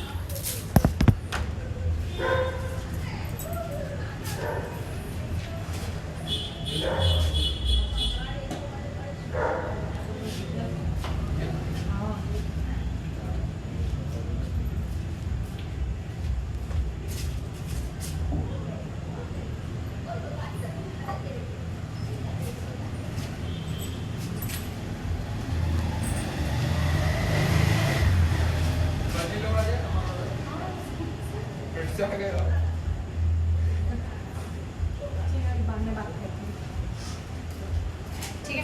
तो अगर मान लेते हैं मुझे इसी रिएक्शन के रेट ऑफ फॉर्मेशन को एक्सप्रेस करना है कि मतलब जो प्रोडक्ट बन रहा है उसके साथ क्या हो रहा होगा अलग अलग समय पर, तो जैसे जैसे समय बीतना जाएगा आप लोगों का जो प्रोडक्ट का क्वांटिटी है वो इंक्रीज होता जाएगा। तो कंसंट्रेशन ऑफ प्रोडक्ट के बारे में अगर मैं बात करूं कि समय के साथ साथ उसके साथ क्या हो रहा है, तो कहानी कुछ इस तरीके की हो रही होगी, है ना, क्योंकि बढ़ रहा है। और अगर मैं इस दोनों ग्राफ को क्लब कर दूं, मतलब इन दोनों ग्राफ को एक ही प्लेन पे ड्रॉ करूं, तो ये चीज आपको कुछ इस प्रकार की दिखेगी कि ये आपका वाई एक्सिस है, यहाँ पे ये आपका एक्स एक्सिस है, और ये ग्राफ आपको कुछ ऐसा दिख रहा है, ये और एक आपको ये ऊपर जाने वाला किसके लिए है, प्रोडक्ट के लिए है, और ये नीचे जाने वाला किसके लिए है, रिएक्टेंट के लिए है। ठीक है। और ये जो पॉइंट ऑफ इंटरसेक्शन है बेसिकली क्या होता है, इक्विलिब्रियम पॉइंट होता है। हमने केमिकल इक्विलिब्रियम में खैर ये सारी बातचीत की है। ठीक है। तो ग्राफिकल रिप्रेजेंटेशन कैसी है ये तो समझ गए। अच्छा, अब आगे बढ़ते हैं और बातचीत करते हैं। तो अब हम लोगों की जो नेक्स्ट बातचीत है वो ये है कि प्रोडक्ट का रेट और रिएक्टेंट के रेट को आप लिखते कैसे हो। तो देखो, रेट का सिंपली मीनिंग क्या होता है, कंसंट्रेशन में कितना चेंज आया डिवाइडेड बाय कितने टाइम में आया। तो देखो, अब अगर आपको दो टर्म्स इंट्रोड्यूस करवा रही हूं मैं, एक इंट्रोड्यूस करवा रही हूं मैं रेट ऑफ डिसअपीयरेंस। डिसअपीयरेंस किसके लिए, रिएक्टेंट के लिए। अभी अभी ऊपर बताया ना, डिसअपीयरेंस, कंजम्पशन, ये वर्ड किसके लिए होते हैं, रिएक्टेंट्स के लिए। ऐसे में अगर कोई तुमको इनका रेट लिखने को कहेगा, अब क्योंकि इंस्टेंटेनियस रेट लिख रहे हैं तो कौन सा वर्ड यूज करेंगे, डी बाय डी टी। अच्छा, न्यूमरेटर में किसको रखेंगे, ऑब्वियसली मैडम कंसंट्रेशन को। किसकी कंसंट्रेशन को, रिएक्टेंट की कंसंट्रेशन को। तो मैं शायद याद होगा हम स्क्वायर ब्रैकेट का इस्तेमाल करते हैं अच्छा, अब लेकिन एक बात बताओ, अच्छा चलो बाद में बताना, अगर मैं बोलूँगी कि रेट ऑफ अपीयरेंस आप बताइए कितनी होगी। अपीयरेंस मतलब किसकी बातचीत चल रही है, प्रोडक्ट की बात चल रही है, वो भी रेट के आगे कभी इंस्टेंटेनियस वर्ड लिख के नहीं आएगा, ठीक है, इंस्टेंटेनियस वर्ड लिख के नहीं आएगा। आपको क्या करना पड़ेगा, आपको वहाँ लिखना पड़ेगा d/dt और कंसंट्रेशन किसकी, प्रोडक्ट की। अब लेकिन सबसे ज़रूरी चीज़, हम जब जब दुनिया में रेट ऑफ डिसअपीयरेंस का फॉर्मूला लिखते हैं हम हमेशा उसके आगे माइनस लगाते हैं। आप 100 में से 90 बच्चों को पूछो, उनको ये पता ही नहीं होता है कि रेट ऑफ डिसअपीयरेंस के सामने माइनस क्यों लगाया जाता है और अपीयरेंस के सामने माइनस क्यों नहीं लगाया जाता। तुम खुद सोचो, मैंने तो तुमको अभी तक 1 घंटा आई थिंक होने में आ गया है, स्टार्टिंग से मैं तुमको रेट बताए जा रही हूँ, d/dt d/dt d/dt d/dt, मैंने कहीं भी माइनस नहीं बोला। यहाँ पे आके मैं माइनस शब्द अपने मुंह से क्यों फूट रही हूँ, यहाँ क्या जरूरत पड़ गई माइनस माइनस माइनस माइनस बोलने की। तो ध्यान से सुनो, रेट कैनॉट बी निगेटिव, ये मानते हो, रेट आपकी कभी भी क्या नहीं हो सकती, निगेटिव नहीं हो सकती, रेट कैनॉट बी निगेटिव, है ना, ये तो जानते हैं। अब ऐसे केस में रेट ऑफ अपीयरेंस ये तो कभी निगेटिव नहीं आएगा, क्यों, क्योंकि प्रोडक्ट के बारे में बात हो रही है और प्रोडक्ट तो हमेशा समय के साथ साथ बोलो क्या होगा, इंक्रीज होगा, और अगर वो इंक्रीज होगा तो उसकी फाइनल वैल्यू इनिशियल वैल्यू से हमेशा बड़ी होगी, तो वो निगेटिव कैसे आ सकता है ना। तो रेट ऑफ अपीयरेंस ये कभी भी नेवर, ये आप लोगों का कभी भी निगेटिव तो नहीं हो सकता। वाई, हमारे दिमाग में क्वेश्चन आया, वाई, ये क्यों निगेटिव नहीं हो सकता। तो हमने सोचा, हमने बहुत सोचा, फिर हमने बोला अच्छा, रेट ऑफ अपीयरेंस का मतलब है प्रोडक्ट का रेट, और प्रोडक्ट मतलब समय के साथ साथ जिसकी कंसंट्रेशन बढ़ती है, यानी कि इस पर्टिकुलर केस में जो भी कंसंट्रेशन की फाइनल वैल्यू होगी वो हमेशा उसकी इनिशियल वैल्यू से बोलो क्या होगी, ज्यादा, क्योंकि समय के साथ साथ तो प्रोडक्ट आपका हमेशा बनेगा ही बनेगा। तो ऐसे केस में आप जो डेल्टा सी निकालोगे, सी फाइनल माइनस सी इनिशियल, वो बोलो क्या होगा, एक पॉजिटिव क्वांटिटी आएगी, बड़े में से छोटे को माइनस कर दिया। लेकिन अगर डेल्टा सी पॉजिटिव है और डेल्टा टी तो यार हमेशा पॉजिटिव रहेगा, ये तो ऑलवेज पॉजिटिव है, टाइम का भी निगेटिव सुने हो क्या, ठीक है, तो ये तो आपका हमेशा पॉजिटिव रहेगा। तो ऐसे केस में जो रेट होगा, रेट ऑफ अपीयरेंस, उसका डेल्टा सी भी पॉजिटिव, उसका डेल्टा टी भी पॉजिटिव, तो ओवरऑल रेट भी बोलो कैसी, पॉजिटिव। तो हमें रेट ऑफ अपीयरेंस में कोई तकलीफ नहीं है, बट हमें तकलीफ कहाँ आ रही है, रेट ऑफ डिसअपीयरेंस में आ रही है यार। क्यों, क्योंकि रेट ऑफ डिसअपीयरेंस यानी कि किसका, रिएक्टेंट का। और तुम तो जानते हो, अभी अभी मैंने इस पर्टिकुलर टॉपिक को पढ़ाने से पहले ग्राफ्स वाले पार्ट से यही समझाने की कोशिश की कि जैसे जैसे समय बढ़ता है, कंसंट्रेशन किसकी, रिएक्टेंट की, बोलो क्या होती है, कम। यानी कि जब आपका टाइम आगे जाता जाएगा, तो इसका मतलब ये होगा कि फाइनल कंसंट्रेशन रिएक्टेंट्स की कम होगी एज कंपेयर टू इनिशियल। शुरुआत में रिएक्टेंट ज्यादा होगा और कुछ समय बाद रिएक्टेंट कम होगा। और ऐसे केस में अब अगर मैं डेल्टा सी कैलकुलेट करती हूं तो वो कितना आएगा, निगेटिव आएगा। और डेल्टा टी जैसा कि मैंने बताया ये तो ऑलवेज पॉजिटिव क्वांटिटी है। और ऐसे में अब अगर तुमको कोई रेट निकालने को बोले तो delta C negative, delta T positive, हे भगवान, तो रेट मेरी ओवरऑल बोलो क्या निकल के आ गई, निगेटिव निकल के आ गई। और जैसा कि मैंने ऊपर लिखवाया, rate cannot be negative, can't be negative, कभी भी नेगेटिव नहीं हो सकती। तो लेकिन आ तो रही है, हो नहीं सकती वो बात अलग है, लेकिन आ तो रही है नेगेटिव। अब हम क्या करें बताओ। इस समस्या से बचने के लिए जब जब दुनिया में किसकी बात होती है, in order to resolve this issue, rate आप निगेटिव नहीं रह सकते, ठीक है। तो ये इशू ताकि ना हो, in order to resolve this issue, हम लोग हमेशा बोलो क्या करते हैं, आप लोगों का जो रेट ऑफ क्या डिसअपीयरेंस होता है उसके आगे हमेशा हम क्या लगा देते हैं, एक माइनस। क्यों माइनस लगा देते हैं, क्योंकि जब आप मैथमेटिकल कैलकुलेशन करोगे और मैथमेटिकल कैलकुलेशन से जब dr/dt निकालोगे तो वो dr/dt निगेटिव आएगा, और एक निगेटिव आपने ऑलरेडी लगा के रखा है, तो तो वो दोनों नेगेटिव नेगेटिव मिलके बोलो क्या बना लेंगे, पॉजिटिव। इससे हमारी रेट क्या आएगी, पॉजिटिव आएगी। इसीलिए जब जब दुनिया में रेट ऑफ डिसअपीयरेंस की बात होगी तो आप करो मैथ्स की कैलकुलेशन, जो करनी है करो, बट फाइनल आंसर को निकालने के बाद उसमें नेगेटिव लगाना ही चाहिए। और जब आप अपीयरेंस की बात करो तो वहां लगाने की जरूरत नहीं होती, ठीक है, वहां पे लगाने की जरूरत नहीं होती, वहां पे लगाने की बिल्कुल आवश्यकता नहीं होती। क्या ये क्लियर है कि क्यों नेगेटिव लगाते हैं और क्यों पॉजिटिव लगाते हैं? मैं बता रही हूँ ना, मैक्सिमम बच्चों को नहीं पता होगा। मैं ये नहीं कह रही हूँ कि मैंने कुछ ऐसे बहुत एक्सेप्शनल जानकारी दे दी है, बट आप जो पढ़ रहे हो एटलीस्ट अगर वो ऐसी चीज है जो 12th लेवल में बताई जा सकती है तो वो पता होना चाहिए, अदरवाइज तुम उसको रटोगे रटोगे रटोगे। अच्छा, अब मैं एक और तीसरी चीज बताने जा रही हूँ, वो आप लोगों के अगेन 99 बच्चों को नहीं पता होती कि हम उस रिएक्शन को लिखना सबको आता है, ठीक है, जैसे सबको पता होता है moles equals to mass by molar mass, but वो क्यों, कहाँ, कैसे, सबको पता होता है कि 1 मोल बराबर एवोगैड्रो नंबर, बट क्यों, कब, वो नहीं पता होता मैक्सिमम को। तो वैसे ही अभी जो हम लोग नेक्स्ट टर्म पढ़ने जा रहे हैं, ये नेक्स्ट टर्म बताओ क्या है? ये नेक्स्ट टर्म है रेट ऑफ रिएक्शन। अभी तक किसकी बातचीत चल रही थी? या तो रिएक्टेंट की बातचीत चल रही थी या तो प्रोडक्ट की बातचीत चल रही थी, लेकिन अब बातचीत चल रही है ओवरऑल रिएक्शन के रेट की।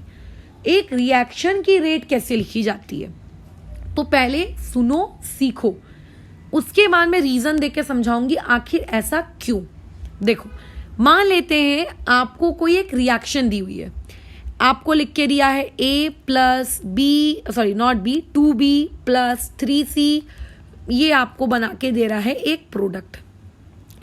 मैं अच्छा 4 टाइम्स ऑफ प्रोडक्ट मैंने ऐसा लिख के दे दिया। मैं तुमसे कह रही हूं आप ROR मुझको लिख कर दो, रेट ऑफ रिएक्शन आप मुझको लिख कर दो। तो तुमने कहा ठीक है मैडम, अब भी लिख के देते हैं रेट ऑफ रिएक्शन। अब सुनो ध्यान से, रेट ऑफ रिएक्शन कैसे लिखा जाता है। पहले रिएक्टेंट्स की तरफ देखो, रिएक्टेंट में आपको कौन दिख रहा है? A for Apple. अच्छा, और रिएक्टेंट की जब जब रेट लिखी जाएगी हमेशा उनके सामने क्या लगाया जाएगा? माइनस। तो मैं लिख दूंगी माइनस DA/dt। फिर क्या लगाते हैं हम? इक्वल टू का। क्यों लगाते हैं इक्वल टू? बताएंगे, पहले सीख लो कैसे लिखना है, फिर रीजन समझ लेना, ठीक है। फिर लगाएंगे हम इक्वल टू। इक्वल टू के बाद हमें दूसरा रिएक्टेंट दिख रहा है, बोलो कौन? B। अब B भी क्योंकि रिएक्टेंट है तो उसके आगे भी हमें क्या लगाना पड़ेगा? माइनस।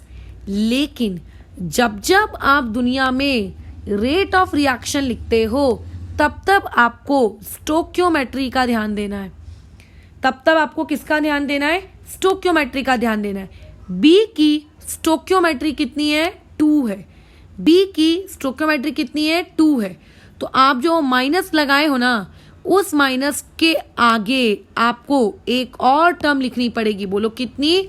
1/2। मतलब बेसिकली 2 से डिवाइड किया। क्यों किया? Will study. फिर आप आओ सी के पास आओ। सी में आपको क्या दिख रहा है? 3, और वो भी रिएक्टेंट है, यानी कि -1/3 dC/dt। फिर आपको क्या दिख रहा है? प्रोडक्ट। प्रोडक्ट को मैं P लिख रही हूँ, लेकिन प्रोडक्ट में तो माइनस नहीं लगाते, मत लगाओ, लेकिन 4 है तो आपको लिखना पड़ेगा 1/4 dP/dt। ऐसे लिखते हैं रिएक्शन की रेट। बताओ, ऐसे लिखते हैं। ये होता है किसी भी रिएक्शन की रेट को लिखने का तरीका, ये आपको लिखना होता है। ये रिएक्शन की रेट है, ठीक है। पूरी की पूरी किसकी रेट है? रिएक्शन की। आपकी किसी एक रिएक्टेंट की नहीं, ना ही किसी एक पर्टिकुलर प्रोडक्ट की, ओवरऑल एक रिएक्शन की रेट है। ये नंबर से डिवाइड क्यों किया? ऊपर तो नहीं किया था आपने, यहाँ पे इक्वल टू क्यों लगाया? तो ये सारे बातचीत का जवाब मैं देती हूँ, बट इस तरीके से लिखा जाता है। आपको अलग अलग रिएक्शंस होंगी, अलग अलग रिएक्शंस में आपको उनकी रेट लिखनी होगी। आई थिंक जो JEE का एक कौन सा तो पेपर था, आई थिंक 2014-15, एग्जैक्टली ईयर तो मुझे याद नहीं है, एक रिएक्शन दी थी, जहाँ तक मेरे को याद है हेबर्स प्रोसेस दी थी। हेबर्स प्रोसेस क्या होती है? N2 + 3H2 और गिविंग यू अमोनिया। आपको बोला गया था इस रिएक्शन का ROR लिखो। ROR सोचो, इतना वर्ड तो यूज नहीं करूंगी, खैर डैश। इतना आसान सवाल बताओ, इतना आसान, इतना ज्यादा क्या होगा बताओ इसका ROR? बोलो, इसका ROR होगा रिएक्टेंट कौन दिख रहा है यहाँ पे, N2, तो यहाँ पे आ जाएगा माइनस डी N2 अपॉन में बोलो कितना dt। अच्छा इक्वल टू में कितना आ जाएगा 1/3, अच्छा आगे माइनस क्योंकि वो भी रिएक्टेंट है, DH2 अपॉन में बोलो कितना dt इक्वल टू में कितना आ जाएगा 1/2 डी अमोनिया और अपॉन में बोलो कितना dt। ये देखो इतना आसान सा सवाल ये पूछा गया था मेंस में। वो इसीलिए पूछा गया था क्योंकि जनरली स्टूडेंट्स क्या करते हैं, इस चैप्टर के जो आगे का पार्ट होता है डेरिवेशन, वैल्यू पुट करके न्यूमेरिकल्स करना एक्सेट्रा एक्सेट्रा, उस पर बहुत फोकस कर देते हैं, इसमें नहीं करते। और जो बोर्ड्स के पेपर होते हैं उनके लिए तो ये टॉपिक सबसे ज़्यादा फेवरेट है। MCQ में पूछ लेगा, 1 लाइन के क्वेश्चन में पूछ लेगा, या फिर इसके ऊपर न्यूमेरिकल दे देगा। 2013 में जब मैंने बोर्ड्स दी थी 12th बोर्ड्स, तब ये सवाल आया था, मतलब एग्जैक्टली यही तो नहीं आया था, एक रिएक्शन दी हुई थी, उसमें कुछ वैल्यूज दी हुई थी और आपको उससे ROR कैलकुलेट करनी थी, जो कि वैसे हम कल सीखेंगे, कल हम न्यूमेरिकल सीखेंगे, ठीक है। जब मेरे भाई ने बोर्ड्स दिया आफ्टर 3 या 4 ईयर्स, तो भी उसी टाइप का देखो एक और सवाल आया। तो मतलब इनडायरेक्टली उनके लिए ये फेवरेट टॉपिक है बोर्ड्स वालों का, ROR लिखना, वैल्यू पुट करना, आंसर निकालना। बट इस टॉपिक पे मेंस में भी सवाल आया है। बट हमें एक डाउट है कि यहाँ पे नंबर से डिवाइड क्यों किया। अब जिन लोगों को रीज़न जानने में इंटरेस्ट नहीं है वो कृपया करके यहाँ पे क्लास ओवर कर दें, क्योंकि क्लास ओवर हो चुकी है। हाँ, बट जिनको रीज़न जानने में इंटरेस्ट हो वही सुने, अदरवाइज रीज़न जानना is not at all compulsory. आपको पेपर में कभी कोई ये नहीं पूछेगा कि डिवाइड बाई 2 काहे किए, ठीक है, बट पता होगा तो बहुत ज़रूरी है, क्योंकि इसके कुछ इंपॉर्टेंट कंक्लूजन्स हम डिराइव करेंगे आगे वीडियो के ख़त्म होने के दौरान। देखो क्या है, आपको एक रिएक्शन दे रही हूँ मैंने रिएक्शन दी A से लेकर B, ठीक है, ओके। दोनों की स्टोकियोमेट्री मैंने यहाँ पे फिलहाल क्या कर दी है, 1 फिक्स कर दी है। ऐसे केस में मैं बोल रही हूँ कि जब रिएक्शन शुरू हुई, मतलब t = 0 पर A कितना था, तुमने मुझे बोला मैडम A की कंसंट्रेशन मान लेते 2 मोलर थी। उस वक्त ऑब्वियसली कि B तो 0 ही रहा होगा, केमिकल इक्विलिब्रियम पढ़े हो ना, हाँ, तो ये आना चाहिए। T = T मतलब इक्विलिब्रियम पर मैंने पूछा A की कंसंट्रेशन कितनी थी, तुमने कहा मैडम 2 - x थी और यहाँ पे x थी। सही कह रहे हैं हम, बिल्कुल। मैं पूछूंगी कि डेल्टा, या फिर डेल्टा नहीं बोलना चाहिए, D कंसंट्रेशन DA कितना है, तो तुम कहोगे चेंज पूछ रहे हो ना, मैं बोलूँगी हाँ भाई चेंज पूछ रही हूँ, बता कितना है। तुम कहोगे फाइनल माइनस इनिशियल कर लो A का, तो मैं बोलूँगी करके दिखाओ A का फाइनल क्या है, तो तुम बोलोगे 2 - x, मैं बोलूँगी इनिशियल कितना है, तुम बोलोगे 2 डिवाइड बाय टाइम, ठीक है। अब वो टाइम लेट से dt, तो अब बताओ यहाँ से चेंज कितना आया, -(x/dt) इतना आ गया है ना, इतना आ गया। अच्छा ये ले लो, ऐसे ले लो, ठीक है, dx/dt। तो ये बेसिकली मेरे पास रेट आ गई, किसकी रेट आ गई, आप लोगों के डिसअपीयरेंस की। बट जब जब डिसअपीयरेंस की बात की जाती है आगे एक माइनस लगाया जाता है, तो इनडायरेक्टली ये वैल्यू क्या आएगी, रेट ऑफ डिसअपीयरेंस पॉजिटिव आएगी।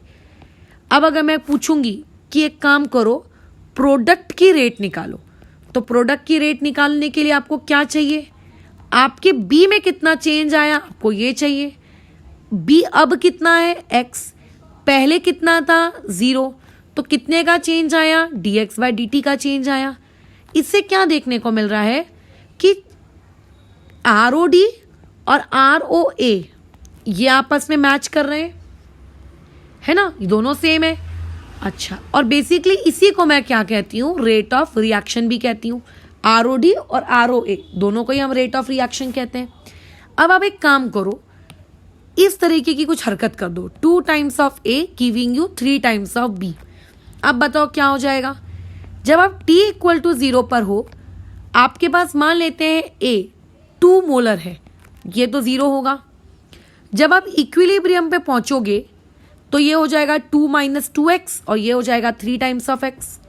मैं कहूँगी अब तुम ROA निकालो और अब आप ROD निकालो। तो डिसअपीयरेंस के लिए पहले से माइनस साइन तो लगाएंगे ही लगाएंगे। डिसअपीयरेंस किसका, रिएक्टेंट का। फाइनल माइनस इनिशियल, फाइनल कितना है 2 - 2x, इनिशियल कितना था 2 था, ये देखो दोनों कट गया, तो यहां से ROD कितना आया, d/dt ऑफ 2x, ठीक है, यानी कि कितना हो जाएगा 2 टाइम्स ऑफ dx/dt। अगर मैं कहूंगी ROA निकालो, तो A के लिए तो प्लस ही लगाते हैं, तो d/dt A किसके लिए डिफाइन होता है, प्रोडक्ट के लिए डिफाइन होता है। प्रोडक्ट का फाइनल क्या है 3x, इनिशियल कितना है 0, तो यहां से कितना आया d/dt ऑफ 3x, यानी कि 3 टाइम्स ऑफ dx/dt, यानी कि इस पर्टिकुलर एक्सप्रेशन से ROA और ROD आपस में इक्वल नहीं आ रहे। तो अभी जैसे मैंने ऊपर तुमसे कहा कि जो ROD से एक्सप्रेशन निकलता है उसको रेट कहते हैं, जो ROA से एक्सप्रेशन निकलता है उसको रिएक्शन का रेट कहते हैं, तो यहां तो दोनों ही अलग निकल रहे हैं। अब मुझे बताओ, तुमको अब अगर किसी ने बोला कि डिसाइड करो कि ROR यानी कि रेट ऑफ रिएक्शन कितना है, तो तुम इसके अकॉर्डिंग रेट ऑफ रिएक्शन लिखोगे क्वेश्चन मार्क, कि इसके अकॉर्डिंग रेट ऑफ रिएक्शन लिखोगे क्वेश्चन मार्क। अगर रिएक्टेंट के अकॉर्डिंग लिखा तो अलग आंसर आएगा, प्रोडक्ट के अकॉर्डिंग लिखा तो अलग आंसर आएगा। तो मुझे एक बात बताओ, क्या किसी केमिकल रिएक्शन का रेट रिएक्टेंट टू प्रोडक्ट या प्रोडक्ट की नजर से देखो तो क्या अलग हो सकता है क्या? नहीं यार, ऐसा तो नहीं होना चाहिए, ये तो सेम होना चाहिए। फिर ये गलती कहाँ हो रही है, क्या गलत कर दिया हमने, है ना। रेट ऑफ रिएक्शन तो आप रिएक्टेंट की नजर से देखो कि प्रोडक्ट की नजर से देखो, दोनों तो सेम आना चाहिए। तो गलती हमसे ये हुई, ठीक है, समझो गलती क्या हुई। गलती हमसे ये हुई कि हमने ये रेट रिएक्टेंट के 1 मोल के लिए ना निकाला है, हमने ये रेट रिएक्टेंट के 2 मोल्स के लिए निकाल दिया और प्रोडक्ट के 3 मोल्स के लिए निकाल दिया। और जो रिएक्शन का रेट होता है वो किसी भी रिएक्शन के 1 मोल पार्टिकल के लिए, या फिर मैं कहूँ 1 स्टोक्योमेट्री के लिए डिफाइन होता है, ना कि 2, ना कि 3, ना कि n। तो अगर मैं चाहती हूं कि ये रेट ROA किसके लिए निकला है, फॉर 3 पार्टिकल्स, तो अगर मैं चाहती हूं कि ये ROA 1 पार्टिकल के लिए हो जाए, तो इस 1 पार्टिकल के लिए होने के लिए बोलो मुझे क्या करना पड़ेगा, 3 से डिवाइड करना पड़ेगा, 3/3 dx/dt, तो ऊपर का 3 नीचे का 3 कट जाएगा, बराबर। वैसे ही ये जो ROD है ये मैंने किसके लिए डिफाइन कर दिया है, आपके 2 पार्टिकल्स के लिए, लेकिन मुझे तो 1 पार्टिकल के लिए करना चाहिए।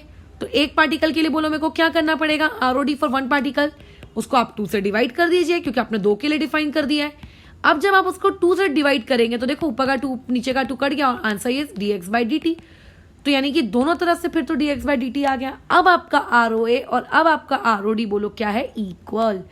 तो इसीलिए जब मैंने ऊपर तुम लोगों को ये रेट ऑफ रिएक्शन लिखवाया था, इसीलिए देखो मैं 2 से डिवाइड करवा रही थी, 3 से मैं डिवाइड करवा रही थी, क्यों, ताकि जो भी ROA या जो भी ROD निकले वो 1 पार्टिकल के लिए निकले।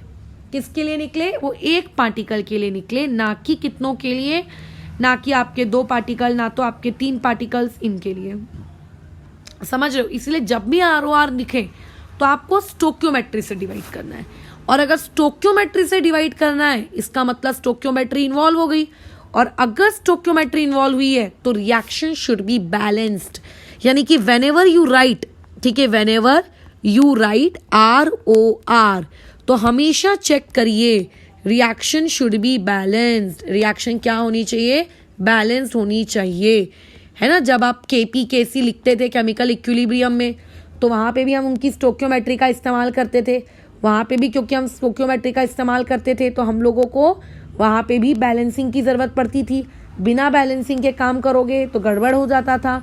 तो वैसे ही यहाँ पर भी आपको, आप जब भी रेट ऑफ रिएक्शन लिखो तो रेट ऑफ रिएक्शन लिखते वक्त आपको क्या करना है, बैलेंसिंग का क्या करना है, बहुत ख्याल रखना है। आप अगर बैलेंसिंग का ख्याल रखोगे तो ऑब्वियस है कि उससे जो रेट निकलेगा वो आपका सही होगा। बैलेंसिंग का ध्यान रखना है, ठीक है, बैलेंसिंग का। अब एक और चीज मैं बताती हूँ तुम्हें, ठीक है, एक और चीज जो कि बहुत ज्यादा इंपॉर्टेंट है, ठीक है, इसको आप पूरी तरीके से वेरी इंपॉर्टेंट मार्क कर सकते हो। इससे थ्योरेटिकल सवाल पूछे जा सकते हैं, इससे असर्शन रीजनिंग के सवाल पूछे जा सकते हैं, इससे MCQ which of the following statement is correct incorrect, उस टाइप के सवाल पूछे जा सकते हैं। क्या है ये पर्टिकुलर स्टेटमेंट, देखो इस स्टेटमेंट को समझाने के लिए मैं एग्जाम्पल का प्रयोग करूं, जैसे कि वही हम लोगों की सबकी प्यारी Haber's process, N2 plus 3H2 giving you 2 times of NH3। इस रिएक्शन को स्पर्श ने लिखा, ठीक है कि मैडम ये मैंने बैलेंसिंग की है, बढ़िया। अब मान लेते हैं इसमें कनिष्क का एक डाउट रेज हुआ, क्या इसकी बैलेंसिंग ऐसी नहीं लिखी जा सकती, 2 times of N2 plus 6 times of H2 is 4 NH3, क्या ये अभी बैलेंस्ड है? तो तुम क्या जवाब दोगे? हाँ, ये तो अभी भी बैलेंस्ड है। मान लेते हैं श्रेयन का डाउट हुआ, ठीक है, कि इसको मैं ऐसा नहीं लिख सकता हूं, N2/2 प्लस H2/3 और एरो में NH3/2, ऐसा भी लिख सकते हो। मतलब कनिष्क बेसिकली क्या कर रहा है, एक नंबर से पूरी इक्वेशन को मल्टीप्लाई कर रहा है किसी एक पर्टिकुलर फैक्टर से, और श्रेयन क्या कर रहा है, किसी एक पर्टिकुलर फैक्टर से डिवाइड कर रहा है। तो क्या किसी भी वेल बैलेंस्ड इक्वेशन को किसी भी फैक्टर से मल्टीप्लाई या किसी भी फैक्टर से डिवाइड करने पर क्या रिएक्शन की रेट पर कोई फर्क पड़ना चाहिए क्या? बताओ, है ना? तो ध्यान से सुनो कि जब भी हम किसी भी फैक्टर से मल्टीप्लाई करते हैं या किसी भी फैक्टर से डिवाइड करते हैं तो वहां पर देन जो ROD होता है यानी कि रेट ऑफ डिसअपीयरेंस, या फिर जो ROA होता है यानी कि रेट ऑफ अपीयरेंस, इनमें कोई फर्क नहीं पड़ता, नो चेंज। तुम 2 से मल्टीप्लाई करो, 4 से मल्टीप्लाई करो, उन्हें कोई फर्क नहीं पड़ता, क्योंकि वो स्टोक्योमेट्री पे डिपेंड ही नहीं करती, वो इंडिपेंडेंट होती हैं किस चीज से, स्टोक्योमेट्री से। उनको तो सिर्फ किस बात से मतलब है, कंसंट्रेशन में कितना चेंज हुआ, है ना, कंसंट इंडिपेंडेंट ऑफ स्टोक्योमेट्री। परंतु अगर मान लेते हैं हम लोग बात कर रहे हैं किसकी, आप लोगों के ROR की यानी कि रेट ऑफ रिएक्शन की, तो वो क्या चेंज होगी, वो चेंज हो जाएगी, विल चेंज, क्योंकि वो स्टोक्योमेट्री पे डिपेंड करती है। वो क्या करती है, स्टोक्योमेट्री पे डिपेंड करती है। इस चीज को मैं प्रूव कर सकती हूँ, देखो मैं कैसे प्रूव कर सकती हूँ। इस रिएक्शन का ROR लिखो, बोलो कितना होगा, minus of dN2 upon dt equal to बोलो कितना, 1/3, माइनस लगाना भूल गई हूँ, dH2/dt, और यहाँ पे 2 टाइम्स ऑफ dNH3/dt। इसका ROR निकलो भैया, तो ये तो मैडम हो जाएगा -1/2 dN2/dt। दिख रहा है चेंज, ऊपर में N2 के पास अपॉन में 2 नहीं हो, यहाँ पे अपॉन में 2 आ गया है ना, दिख रहा है, यहाँ पे 1/6 आ गया है। तो इसका मतलब रेट ऑफ रिएक्शन चेंज हो जाती है, बट रेट ऑफ अपीयरेंस और रेट ऑफ डिसअपीयरेंस इसमें कोई चेंज नहीं आता है, ठीक है। तो स्टोक्योमेट्री के चेंज होने से क्या फ़र्क पड़ता है, ये तुमको पता होना चाहिए, ठीक है, ये आप लोगों को पता होना चाहिए, आप लोगों का एक पॉइंट। दूसरा पॉइंट कहाँ लिखें, ये आखिरी पॉइंट होगा, खैर हमारा 2 मिनट ढूंढने दो, कहाँ लिखूं इस एक और पॉइंट को मैं। इस जगह पे मैंने आपको रेट लिखना सिखाया कि देखो इस तरीके से हम लोग क्या करेंगे, रेट लिखेंगे, है ना, बढ़िया है। अब ये जो रेट लिखने का आपको तरीका भी बता दिया कि आप माइनस लगाना, प्लस लगाना, और उसके बाद आप स्टोक्योमेट्री को उनके अपॉन में ले लेना, ये सब बातचीत हो गई, है ना, ये सारी बातचीत हो गई। ये जो रेट होता है, ये रेट का जो ये कंसेप्ट है, ये तभी वैलिड है जब आप लोगों के पास, बोलो क्या होगा, आप लोगों के पास सारे के सारे रिएक्टेंट्स, सारे के सारे प्रोडक्ट्स सेम फेज में होने चाहिए। दिस कंसेप्ट, ठीक है, this logic of writing rate is valid only when phase of reactant and product are same। अगर रिएक्टेंट एंड प्रोडक्ट के फेज अलग हो जाए तो आप इस तरीके से नहीं लिखोगे। फिर हम क्या तरीका यूज करेंगे, we will discuss it but later, ठीक है, न्यूमेरिकल्स के वाया इस चीज को हम सीखेंगे। अभी फिलहाल के लिए इस टॉपिक को यहाँ पर ओवर करते हैं, ठीक है। और कल की क्लास में आज जितना भी सिखाया गया उस पूरी बातचीत का हम लोग क्या करेंगे, न्यूमेरिकल सॉल्व करेंगे, ठीक है। कि अगर आपको ये ऐसा दिया है तो आप एवरेज निकालो, इंस्टेंटेनियस निकालो, वगैरह वगैरह, ये सारा काम हमारी कल की क्लास का होगा। डन। तो आज हमने पूरी थ्योरी देखी, कल हम लोग पूरा का पूरा क्या देखेंगे, आपका न्यूमेरिकल पार्ट देखेंगे। ये हम लोगों का कहानी होगा। उसके बाद की क्लासेस में फिर देखते हैं क्या है। बट सीरियसली केमिकल काइनेटिक्स बहुत प्यारा चैप्टर है और सबसे ज़रूरी चीज़ बहुत छोटा चैप्टर है। कई चैप्टर्स कैसे होते हैं, बहुत लेंदी होते हैं, उसमें बहुत सारे कंसेप्ट्स इन्वॉल्व होते हैं, है ना। तो मेरा मानना ऐसा होता है, चाहे आप बोर्ड्स की तैयारी करो या चाहे आप किसी भी पर्टिकुलर एग्ज़ाम की तैयारी करो, आपको हमेशा उन चैप्टर्स पे अपनी कमांड बहुत अच्छी बनानी चाहिए जो आसान होते हैं या जिनमें ज़्यादा कठिनाई नहीं होती। रीज़न, अगर उनसे सवाल आए तो वो आपसे कभी ना छूटे। और अगर मान लेते कोई एक ऐसा चैप्टर है जिसमें 50 दिन तो उसको पढ़ने में ही लग गए, बताओ, तो ऐसे चैप्टर को थोड़ा सा कम इम्पोर्टेंस दो। कम मतलब मैं ये नहीं कह रही हूँ कि मत पढ़ो, बट समझो कि सरफेस केमिस्ट्री का अगर कोई सवाल आएगा वो भी आपको 4 नंबर देकर जाएगा, है ना। सॉलिड स्टेट का आएगा वो भी आपको 4 नंबर देकर जाएगा, और आयनिक इक्विलिब्रियम का आएगा तो वो भी 4 नंबर देकर आ जाएगा। तो 50 दिन आयनिक इक्विलिब्रियम में सड़ाने से बेटर है कि वो 50 दिन के अंदर जो इजी चैप्टर है, सरफेस केमिस्ट्री, सॉलिड स्टेट और solution colligative properties, chemical kinetics, इनमें इन्वेस्ट करो। क्योंकि इन चारों चैप्टर्स के अगर आ गए तो 16 मार्क्स मिलेंगे, और वहाँ वो अगेरा मनहू से एक आया तो एक 4 मिलेगा, उसमें भी डाउट कि आप बने कि ना बने, याद आए कि ना आए। इस तरीके से प्रिपरेशन का लेवल रखा करो, ठीक है। तो बस कल इसके आगे कंटिन्यू करेंगे। आज हमने केमिकल काइनेटिक्स की बेसिक्स पढ़े, कल हम इससे रिलेटेड न्यूमेरिकल्स को सॉल्व करेंगे फिर, ठीक है।